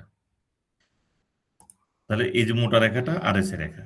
এখানে আরএসআই এর ভিতরে দেখেন একটা ডট ডট রেখা আছে, আর এখানে নিচে একটা ডট ডট রেখা আছে। এটাকে বলে আপার লিমিট এবং লোয়ার লিমিট, দুইটা লিমিট বলা হয়। তো এখানে আপার লিমিট এবং লোয়ার লিমিটটা আমরা ইয়া করি। এই যে দেখেন আপার লিমিট, লোয়ার লিমিট। তো এখানে আপার লিমিটটাকে আমরা রেড করে দিলাম, আর লোয়ার লিমিটটাকেও আমরা অন্য একটা কালার করে দিই, অরেঞ্জ করে দিলাম, দুইটা কালার। হ্যাঁ, upper limit line, lower limit line, okay. এই যে দুইটা লাইন চলে আসলো। আপার লিমিটের মান কত আছে? 70। লোয়ার লিমিটের মান কত আছে? 30। আপার লিমিটের মান কত? 70, লোয়ার লিমিট 30। এখানে আমরা ওকে দিয়ে এবার বেরিয়ে আসি। এখানে এই যতগুলো সফটওয়্যার আছে, প্রত্যেকটা সফটওয়্যার বাই ডিফল্ট মান হইল 70 এবং 30। আপার লিমিট 70, লোয়ার লিমিট 30। এটা হলো প্রত্যেকটা শেয়ারের মান। এটা এখানে আমরা খেয়াল করব যে আপার লিমিটের মিনিংটা কি। অর্থাৎ হলো যে তাদের কথা অনুযায়ী যে ওভার ব্রড মার্কেটে বেশি বেশি বাই হচ্ছে, তাহলে যখনই আরএসআই রেখা 70-কে ক্রস করবে, তাহলে তারা বলতেছে ওভার ব্রড, তাহলে মানুষ লোভী হয়ে গেছে, মানে তুমি সেল করে দাও। আর যখন আরএসআই রেখা যখন 30-এ আসবে, তুমি বাই করো, ওভার সোল্ড, মার্কেটে বেশি পরিমাণ সেল হচ্ছে। তাহলে মার্কেটে যখন বেশি সেল হবে তখন বাই করতে হবে, মার্কেটে যখন বেশি বাই হবে তখন সেল করে বেরিয়ে আসতে হবে। এটা হলো যে আরএসআই সূত্র। তো আরএসআই রেখাটা হলো মোটা রেখাটা, যদি 70-এর উপরে যায় সেল, 30-এ আসলে বাই। তো যখন আরএসআই যখন 30-এ আসে, আমরা যখন বাই করি, তো আমরা একটা জিনিস খেয়াল করলাম যে আরএসআই 30-এ আসলো, বাই করলাম, বাই করার পরে এটা কি হয়? 30-এর নিচে নেমে যায়। অর্থাৎ যে লোয়ার লিমিট যেটা 30 সেট করা হয়েছে, এই 30-এর নিচে আরএসআই নেমে যায়। যখন আরএসআই 30-এর নিচে নেমে যায়, তখন আপনি মনে রাখবেন যে আরএসআই আপনি 30-এ বাই করলেন, আর আরএসআই রেখা 20-এ চলে আসলো, তাহলে এখানে আপনার মিনিমাম 30% লস আসবে, মিনিমাম। কত ডেঞ্জারাস জিনিস দেখছেন? জাস্ট 10 পয়েন্ট আরএসআই এদিক সেদিকে মিনিমাম 30% লস আসে। তো যার কারণে আমি কি করলাম, আরএসআই কে 20 করে দিলাম। 20 করে দেওয়ার পরে দেখলাম যে আরএসআইটা 15-তে চলে আসে। তারপর আরএসআই কে 10 করে দিলাম। তো এইভাবে দেখেন এখানে আমরা এখন আরএসআই কে 10 করে দিব। দেখেন লোয়ার লিমিটটাকে এটা 10 করে দিচ্ছি।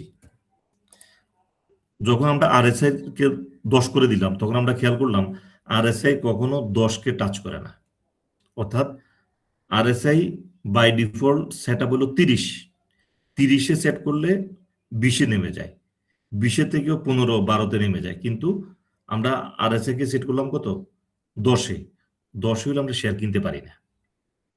তো পরে বুঝলাম যে আসলে আরএসআই মার্কেটে কাজ করে না। তো পরে অনেকদিন কাজ করার পরে একটা সময় মনে হলো যে এমএসিডির পরের ইন্ডিকেটর হলো আরএসআই, তাহলে আরএসআই কাজ করার কথা। তো অনেক এটা নিয়ে কাজ করতে করতে একটা সময় খেয়াল করলাম যে এখানে আরএসআই যে লোয়ার লিমিট, এখানে প্রবলেম। এটাকে আমরা 50 করে দিছি, ওকে করে দিলাম। যখন আরএসআই রেখাটা 50 করে দিছি, তখন আরএসআই 50 যখন আরএসআই রেখা 50-কে ক্রস করবে বাই, 70 থেকে 80-তে গেলে সেল। এখন আরএসআই রেখাটা কাজ করে, ঠিক আছে।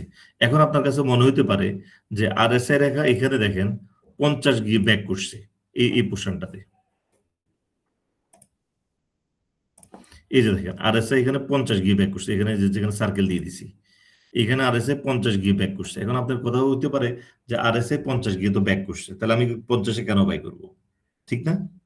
এখানে একটা প্রবলেম হলো, যখন আরএসআই এবং এমএসিডির সাথে মিক্স আপ করবেন তখন দেখা যাবে যে আরএসআই 50 ওকে, কিন্তু এমএসিডি ডাউন, এমএসিডি তার সিগন্যাল লাইনের নিচে, অর্থাৎ সে ক্রস করে নাই। যার মানে হলো যে এমএসিডি ইন্ডিকেশন দিচ্ছিল সেল, আরএসআই ইন্ডিকেশন দিচ্ছিল বাই, কিন্তু আপনি যখন দেখবেন যে এমএসিডি সেল, তাহলে আরএসআই দেখে বাই করা যাবে না। অর্থাৎ আরএসআই রেখাটা 50-র উপরে আছে, কিন্তু এমএসিডি রেখা সিগন্যাল লাইনের নিচে আছে, তাহলে বাই করা যাবে না। আর যখন আরএসআই দেখলেন যে ক্রস করে উপরে উঠে গেছে, এমএসিডিও এখানে আপনার ক্রস করে যাচ্ছে, তাহলে বুঝতে হবে যে দুইটা ম্যাচিং যখন করবে তখন হলো বাই করবেন। ক্লিয়ার? তাহলে আরএসআই এটা একটু আরেকবার মানে দেখাই দেন, এটা ইম্পর্টেন্ট, খুব ইম্পর্টেন্ট। এটা হলো যে আরএসআই রেখাটা আপনি লোয়ার লিমিটটা সেট করবেন 50-এ। আলাদা আলাদা দুইটাই বুঝছি, একসাথে একটু দেখাই দিলে চার্টে ভালো হতো। চারটা একসাথে, ওকে। হ্যাঁ,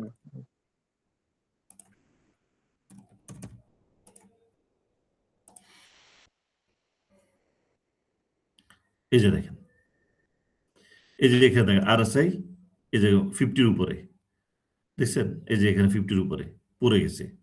এখানে এসে আরএসআই এখানে যদিও 50-র উপরে গেছে, কিন্তু এখানে আবার মার্কেট ফল করছে, ফল করার পর আবার এখানে এসে সে আবার ঠিকভাবে কাজ করছে। আর অর্থাৎ হলো আপনি এখানে এই যে অলওয়েজ খেয়াল করবেন যে আরএসআই 50 এবাব আছে কিনা এবং এমএসিডি আরএসআই এর উপরে আছে কিনা, তখন দেখবেন দুইটা একসাথে কাজ করে, ঠিক আছে। এটার সাথে আবার মুভিং এভারেজ যখন যোগ হয়ে যাবে তখন আবার ভালোভাবে কাজ করবে, আরো ভালোভাবে কাজ করবে, ঠিক আছে। এই দেখেন, এখানে দেখেন, এই যে দেখেন আরএসআই,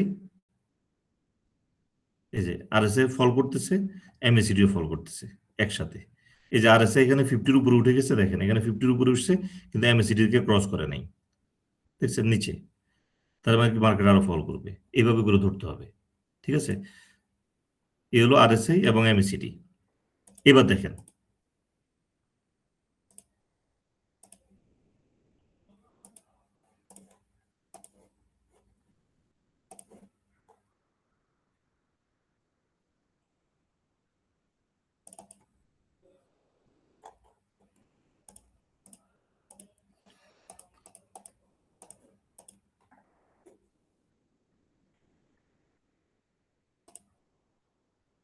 এই দেখেন, এটা হলো যে আমরা দুইটা ইন্ডিকেটর দেখলাম, একটা এমএসিডি, একটা আরএসআই। এমএসিডি আমরা কি করলাম, ক্রসিং দেখে বাইসেল না, গ্যাপ দেখে বাইসেল। আরএসআই কি করলাম, লোয়ার লিমিটটাকে 50 করে দিলাম। এখানে হলো যে এখন দেখবো যে মুভিং এভারেজ। মুভিং এভারেজটা কি? মুভিং এভারেজটা হলো যে শেয়ার মার্কেটের যত টাকা আছে সব টাকাই মুভিং এভারেজের ভিতরে লুকে আছে। বাজারে 3 রকম মুভিং এভারেজ দেখা যায়, এসএমএ, ইএমএ, ডাব্লিউএমএ। এসএমএ হলো simple moving average, exponential moving average, weighted moving average. আপনারা ইউজ করবেন ডাব্লিউএমএ। 3টা মুভিং এভারেজের কাছাকাছি, কিন্তু ডাব্লিউএমএটা হলো বেশি স্মুথ, যার কারণে আপনি এইটা ভালো কাজ করে ডাব্লিউএমএটা। তো আমরা মুভিং এভারেজ 3টা সেট করব, short term, mid term, long term. এটা দিয়ে আমরা টোটাল মার্কেটটাকে আমরা প্রফিটেবল করব, এবং আপনি এমএসিডি, আরএসআই এবং মুভিং এভারেজ এই 3টার কম্বিনেশনে যখন শেয়ার কিনবেন মার্কেটে কোনো লস থাকে না, ঠিক আছে। এবার দেখেন কিভাবে এমএসিডি সেট করতে হয় সেটা দেখেন।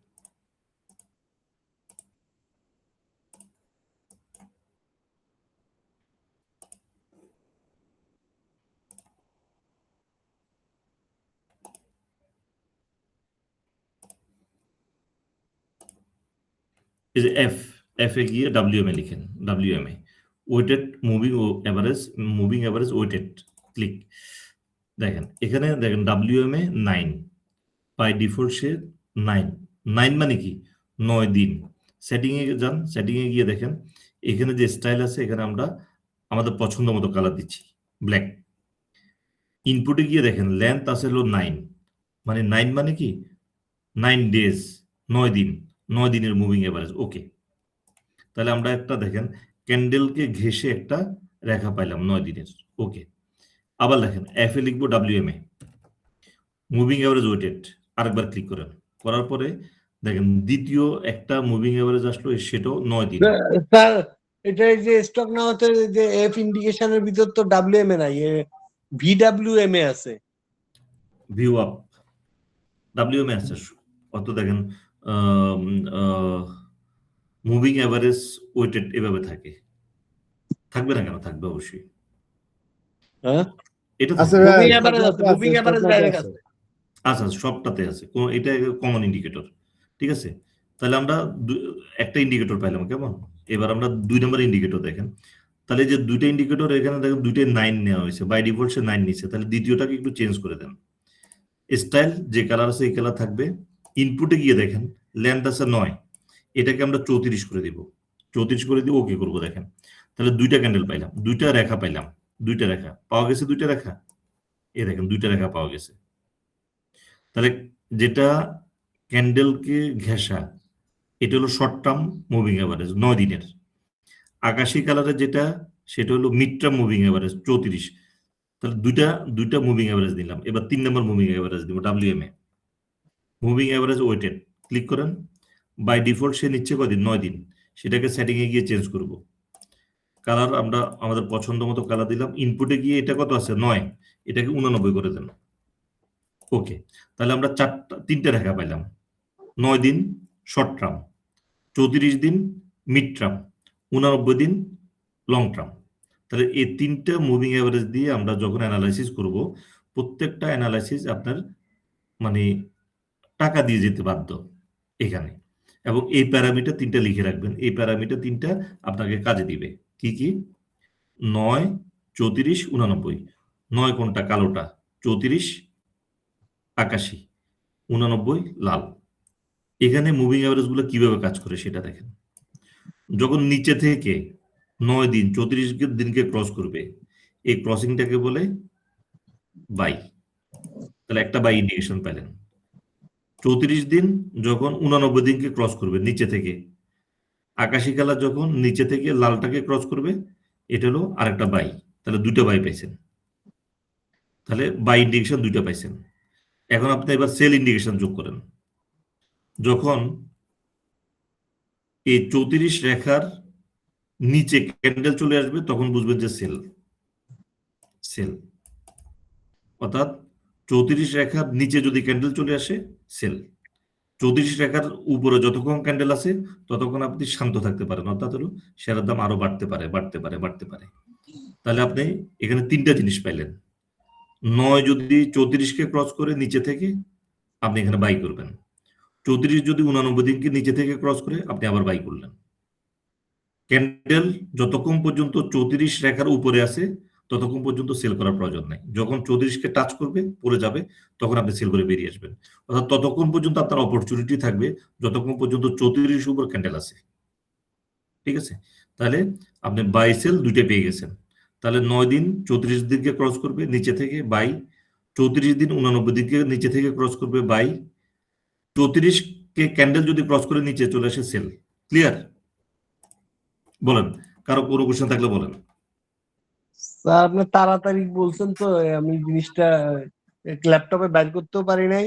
আর একটু জিনিসটা একটু মানে সেটা বলে ভিডিও পাইতাম বা কোনো কিছু হইলে ভিডিও আমি দিয়ে দিচ্ছি, important। ভিডিও আছে, এটা ভিডিও দিয়ে দিচ্ছি। এটা ভিডিওটা দিয়ে দিলে আমি তাহলে ওই যে এটা কি স্টক না ডিএসসি, এটা স্টক না এসে যে দেখতেছেন স্যার? এটা আমি ভুল ভিডিওতে দেখতেছি, আপনি স্টক না হতেও পাবেন, একই জিনিস। আচ্ছা, ওই যে কিভাবে এগুলো একটু দরকার স্যার, এগুলোকে খুব ইম্পর্টেন্ট কথা। এটা অবশ্যই ইম্পর্টেন্ট।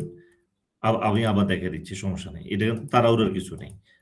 আমি আস্তে আস্তে দেখাচ্ছি, আবার দেখাচ্ছি দরকার হলে।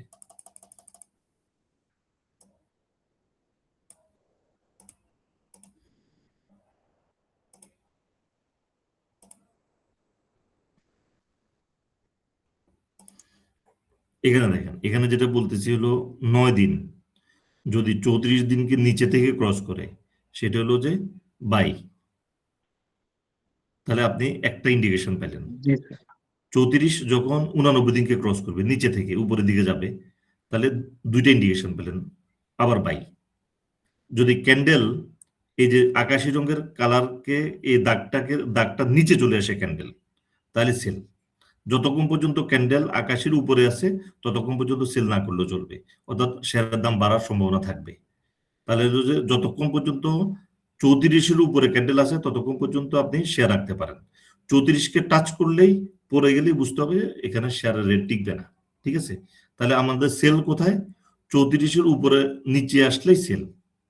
যতক্ষণ 34-এর উপরে ক্যান্ডেল আছে ততক্ষণ পর্যন্ত শেয়ার রাখা যেতে পারে। আর মুভিং এভারেজটা কি হচ্ছে, আমাদের বাই সিগন্যাল দুই জায়গায় দিচ্ছে। 9 দিন 34 দিনকে ক্রস করলে বাই, 34 দিন 89 দিনকে ক্রস করলে আবার বাই।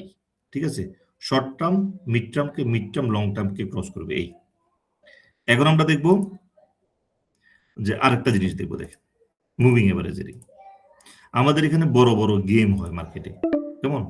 জি খান সাহেব বলেন। আমাদের এখানে মার্কেটে বড় বড় গেম হয়, আমি কি শুধু এটা ডিএক্স ইন্ডেক্সের জন্য অ্যাপ্লাই করতে পারবো, নাকি আমি যে শেয়ার কিনবো সেখানে আমি অ্যাপ্লাই করতে পারবো? শেয়ারে তো মাস্ট। That's good.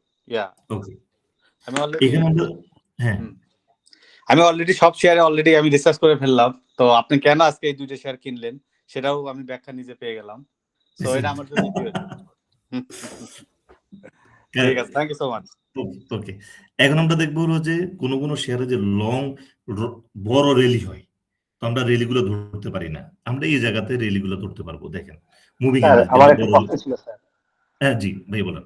আমার প্রশ্ন হচ্ছে স্যার, এইখানে আপনি যেটা বললেন 34, 9, 34, 89, জি স্যার আমি 9টা ধরতে পারতেছি, আবার 34 আর 89টা সিলেক্ট করতে পারবো। এটা একবার ক্লিক, এখানে তিনটা ক্লিক করেন পরপর, বা কেটে ক্লিক করেন, তাহলে আসবে। আচ্ছা আমি দেখে দিচ্ছি, আমি এই জিনিসটা শেষ করে দেখে দিচ্ছি। ওইটা এখানে দেখেন, এখানে হলো যে বড় র্যালি হয় শেয়ারে, এগুলো আমরা ধরতে পারি না। এটা মুভিং এভারেজ দিয়ে ধরা যায় বড় র্যালিগুলো। কিভাবে দেখেন, আমরা প্রথমে কি বলছিলাম, 9 দিন 34কে ক্রস করবে, এখানে 9 দিন 34কে ক্রস করছে। 34 দিন 89 দিনকে ক্রস করবে, এখানে 34 দিন 89 দিনকে ক্রস করছে। তাহলে আমরা দুইটা বাই ইন্ডিকেশন পাইছি।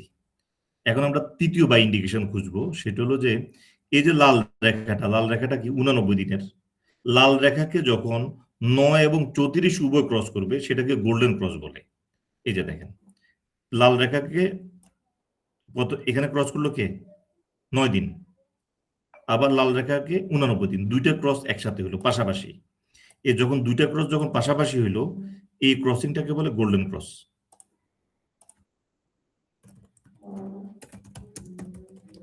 এই ক্রসিংটাকে বলে গোল্ডেন ক্রস। যখন কোনো শেয়ারে এরকম গোল্ডেন ক্রস আসবে তখন বুঝতে হবে যে এই শেয়ারের বড় র্যালি আসবে।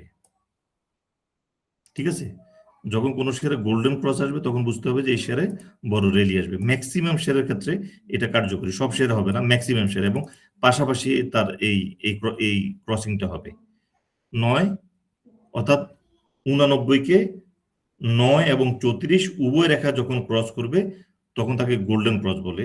যখনই কোনো শেয়ারে গোল্ডেন ক্রস হবে তখনই বড় র্যালি আসবে, বড় গেম হবে। ক্লিয়ার? এই হলো যে আমাদের আজকের ক্লাস শেষ। বলেন এবার কার কি কোশ্চেন আছে বলেন।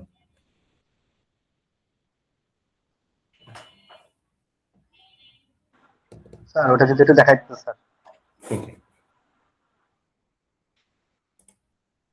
বলেন মামুন ভাই, বলেন কি কোশ্চেন আছে শুনি। আমি আসলে এইভাবে কখনো ট্রাই করি নাই, তো আমি ট্রাই করি, না করলে বুঝতে পারবো না। আমি এখন চেম্বারে আছি, তো আমার তো নাই, কি জানি ল্যাপটপ ট্যাপটপ কিছু নাই, আমি বুঝতে পারতেছি না। আমি আপনার যদি ভিডিও পাঠান তাহলে আমি বাসায় যেয়ে রাত্রেবেলা দেখবো আর কি। আচ্ছা আমি ভিডিও পাঠিয়ে দিচ্ছি, কারণ আমি না দেখলে বুঝবো না, না দেখলে বুঝবো। শোয়েব ভাই, আজকের টেকনিক্যাল অ্যানালাইসিস সেটার একটু ভিডিও পাইলে ভালো হতো। আমি দিয়ে দিচ্ছি এগুলো যেগুলো দেখেছি ওগুলো দিয়ে দিব সবগুলো। Thank you. সাজেশন থাকলে সেটা কি স্যার আমাদের এই গ্রুপটাতেই দিবেন?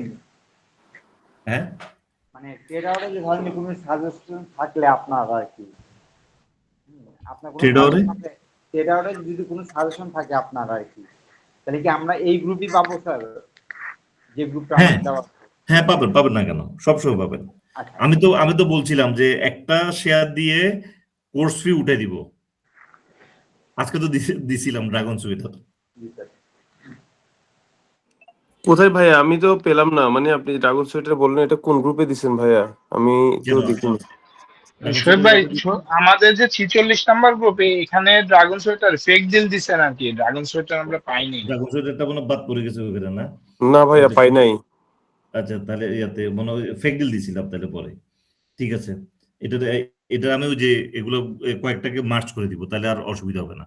এখানে দেখেন ভাই, একজনের কোশ্চেন ছিল হলো কোনটা জানি, এখানে এই এফ এ চাপ দেন, এফ এ চাপ দিলে WMA লিখেন, WMA মুভিং এরোজ ওয়েটেড, এখানে একটা ক্লিক করেন, তাহলে এই যে 9 দিন পাইছেন। এই যে এখানে সেটিং, এই যে সেটিং, এই যে গোল, এটাতে ক্লিক করেন। স্যার একটু দাঁড়ান, আমি এখানে একটু দেখতেছি। আমি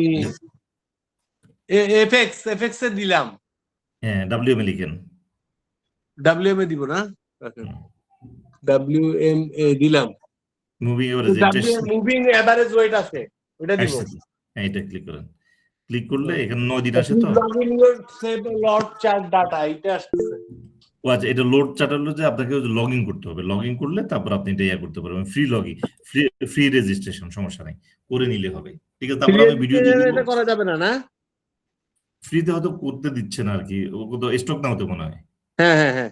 ও যে আবার বুলবিডিতে দেয়, ইয়াতে অসুবিধা নেই। আপনি ওইটা ওই যে লগ ইন করে দিন, ফ্রি, এটা সমস্যা না। বুলবিডি আমি নামাইছি, বুলবিডি অ্যাপস নামাইছি মোবাইলেও। এটা করা যাবে না? ওটা দিয়ে, হ্যাঁ, ওটা করা যাবে, ওটা করা যাবে। তবে আবার সেভ করতে গেলে আবার লগ ইন চাবে, এটা হলো কথা।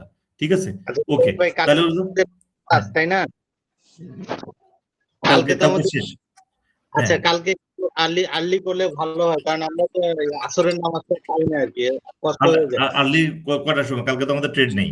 আপনি কটার সময় যাচ্ছেন আপনারা? 3টায় করি, 3টায় শুরু করি। 3টায় সবাই যদি রাজি হয় তাহলে 3টায় আমরা তাহলে আসরের নামাজটা নিতে যাই। তাহলে 3টার দিকে তো অফিস শেষ হয় না ভাই। কালকে তো বন্ধ, কালকে ছুটি, কালকে অফিস নাই। ছুটি, ঠিক আছে। আমি তো কলেজে চাকরি করি, সেক্ষেত্রে আমাদের কালকে প্রোগ্রাম আছে, প্রোগ্রামটা চলবে তো। আচ্ছা, ঠিক আছে, কালকে ক্লাসটা কিন্তু একটু ছোট, সমস্যা নেই। সোহেব ভাই, আমি তো আজকে ক্লাস করতে পারলাম না, এটা আপনি বলছেন যে ইয়েতে নেক্সট সেশনের 4 নাম্বার ক্লাসটা করার জন্য, তাই না? সেটা কয় তারিখ হবে? 1, 2, 3, 4 তারিখে। ও আচ্ছা, মানে 1 তারিখ থেকে আপনি শুরু করবেন? 1 তারিখ থেকে শুরু করবো। আচ্ছা, আজকে যে আমি ক্লাসটা করলাম না, তাতে কি কালকে যে ক্লাস করবে সেটা কি আমি বুঝতে পারবো নাকি? বুঝতে পারবো। আচ্ছা, কারণ আজকে তো অ্যানালাইসিস করাইলেন টেকনিক্যাল। হ্যাঁ, ওটা আমরা দেখে নিব না, সমস্যা নাই। ওটা হ্যাম্পার করবে না, সমস্যা নাই। সোহেব ভাই, আমার একটা কোশ্চেন ছিল ভাই। জি ভাই, বলেন। সরি ভাই, আসলে আমি যে ডিএসএল যেটা দিছেন আপনি, সেটা তো আমি দেখলাম গোল্ডেন ক্রস করছে। তাহলে যেহেতু আপনারা পার্সোনাল বলা সম্ভব না, সেক্ষেত্রে আমি কি আমার নিজের ডিসিশন নেব? আমি কি করব? আপনার কোনো ভালো পরামর্শ আছে? না, এটা হলো যে আমি যেহেতু আপনি এখানে এখনো নতুন, হ্যাঁ, আমি কয়েকটা দিই, দেখবেন যে ওগুলাতে একটু আপনি একটু অন্তত পক্ষে আগে কোর্স ফিট আগে উঠে দিই, তারপর আপনি নিজে ট্রাই করেন। আমি আপনার কোর্স করার জন্য আমি 1 উইক ডে অফ নিছি, আবার 3.5 লাখ টাকা লস। আপনি ইউ ক্যান বিলিভ ইট। এই কোর্স করতে গিয়ে, শুধু কোর্স করতে যে 1 উইক, আমাদের তো ঈদের ছুটি নেই, আমি তো সিডনিতে অস্ট্রেলিয়াতে থাকি, তো আমাদের তো ঈদের ছুটি নাই। সো 1 উইক আমি কমপ্লিটলি ডে অফ নিছি শুধুমাত্র আপনার কোর্স করার জন্য।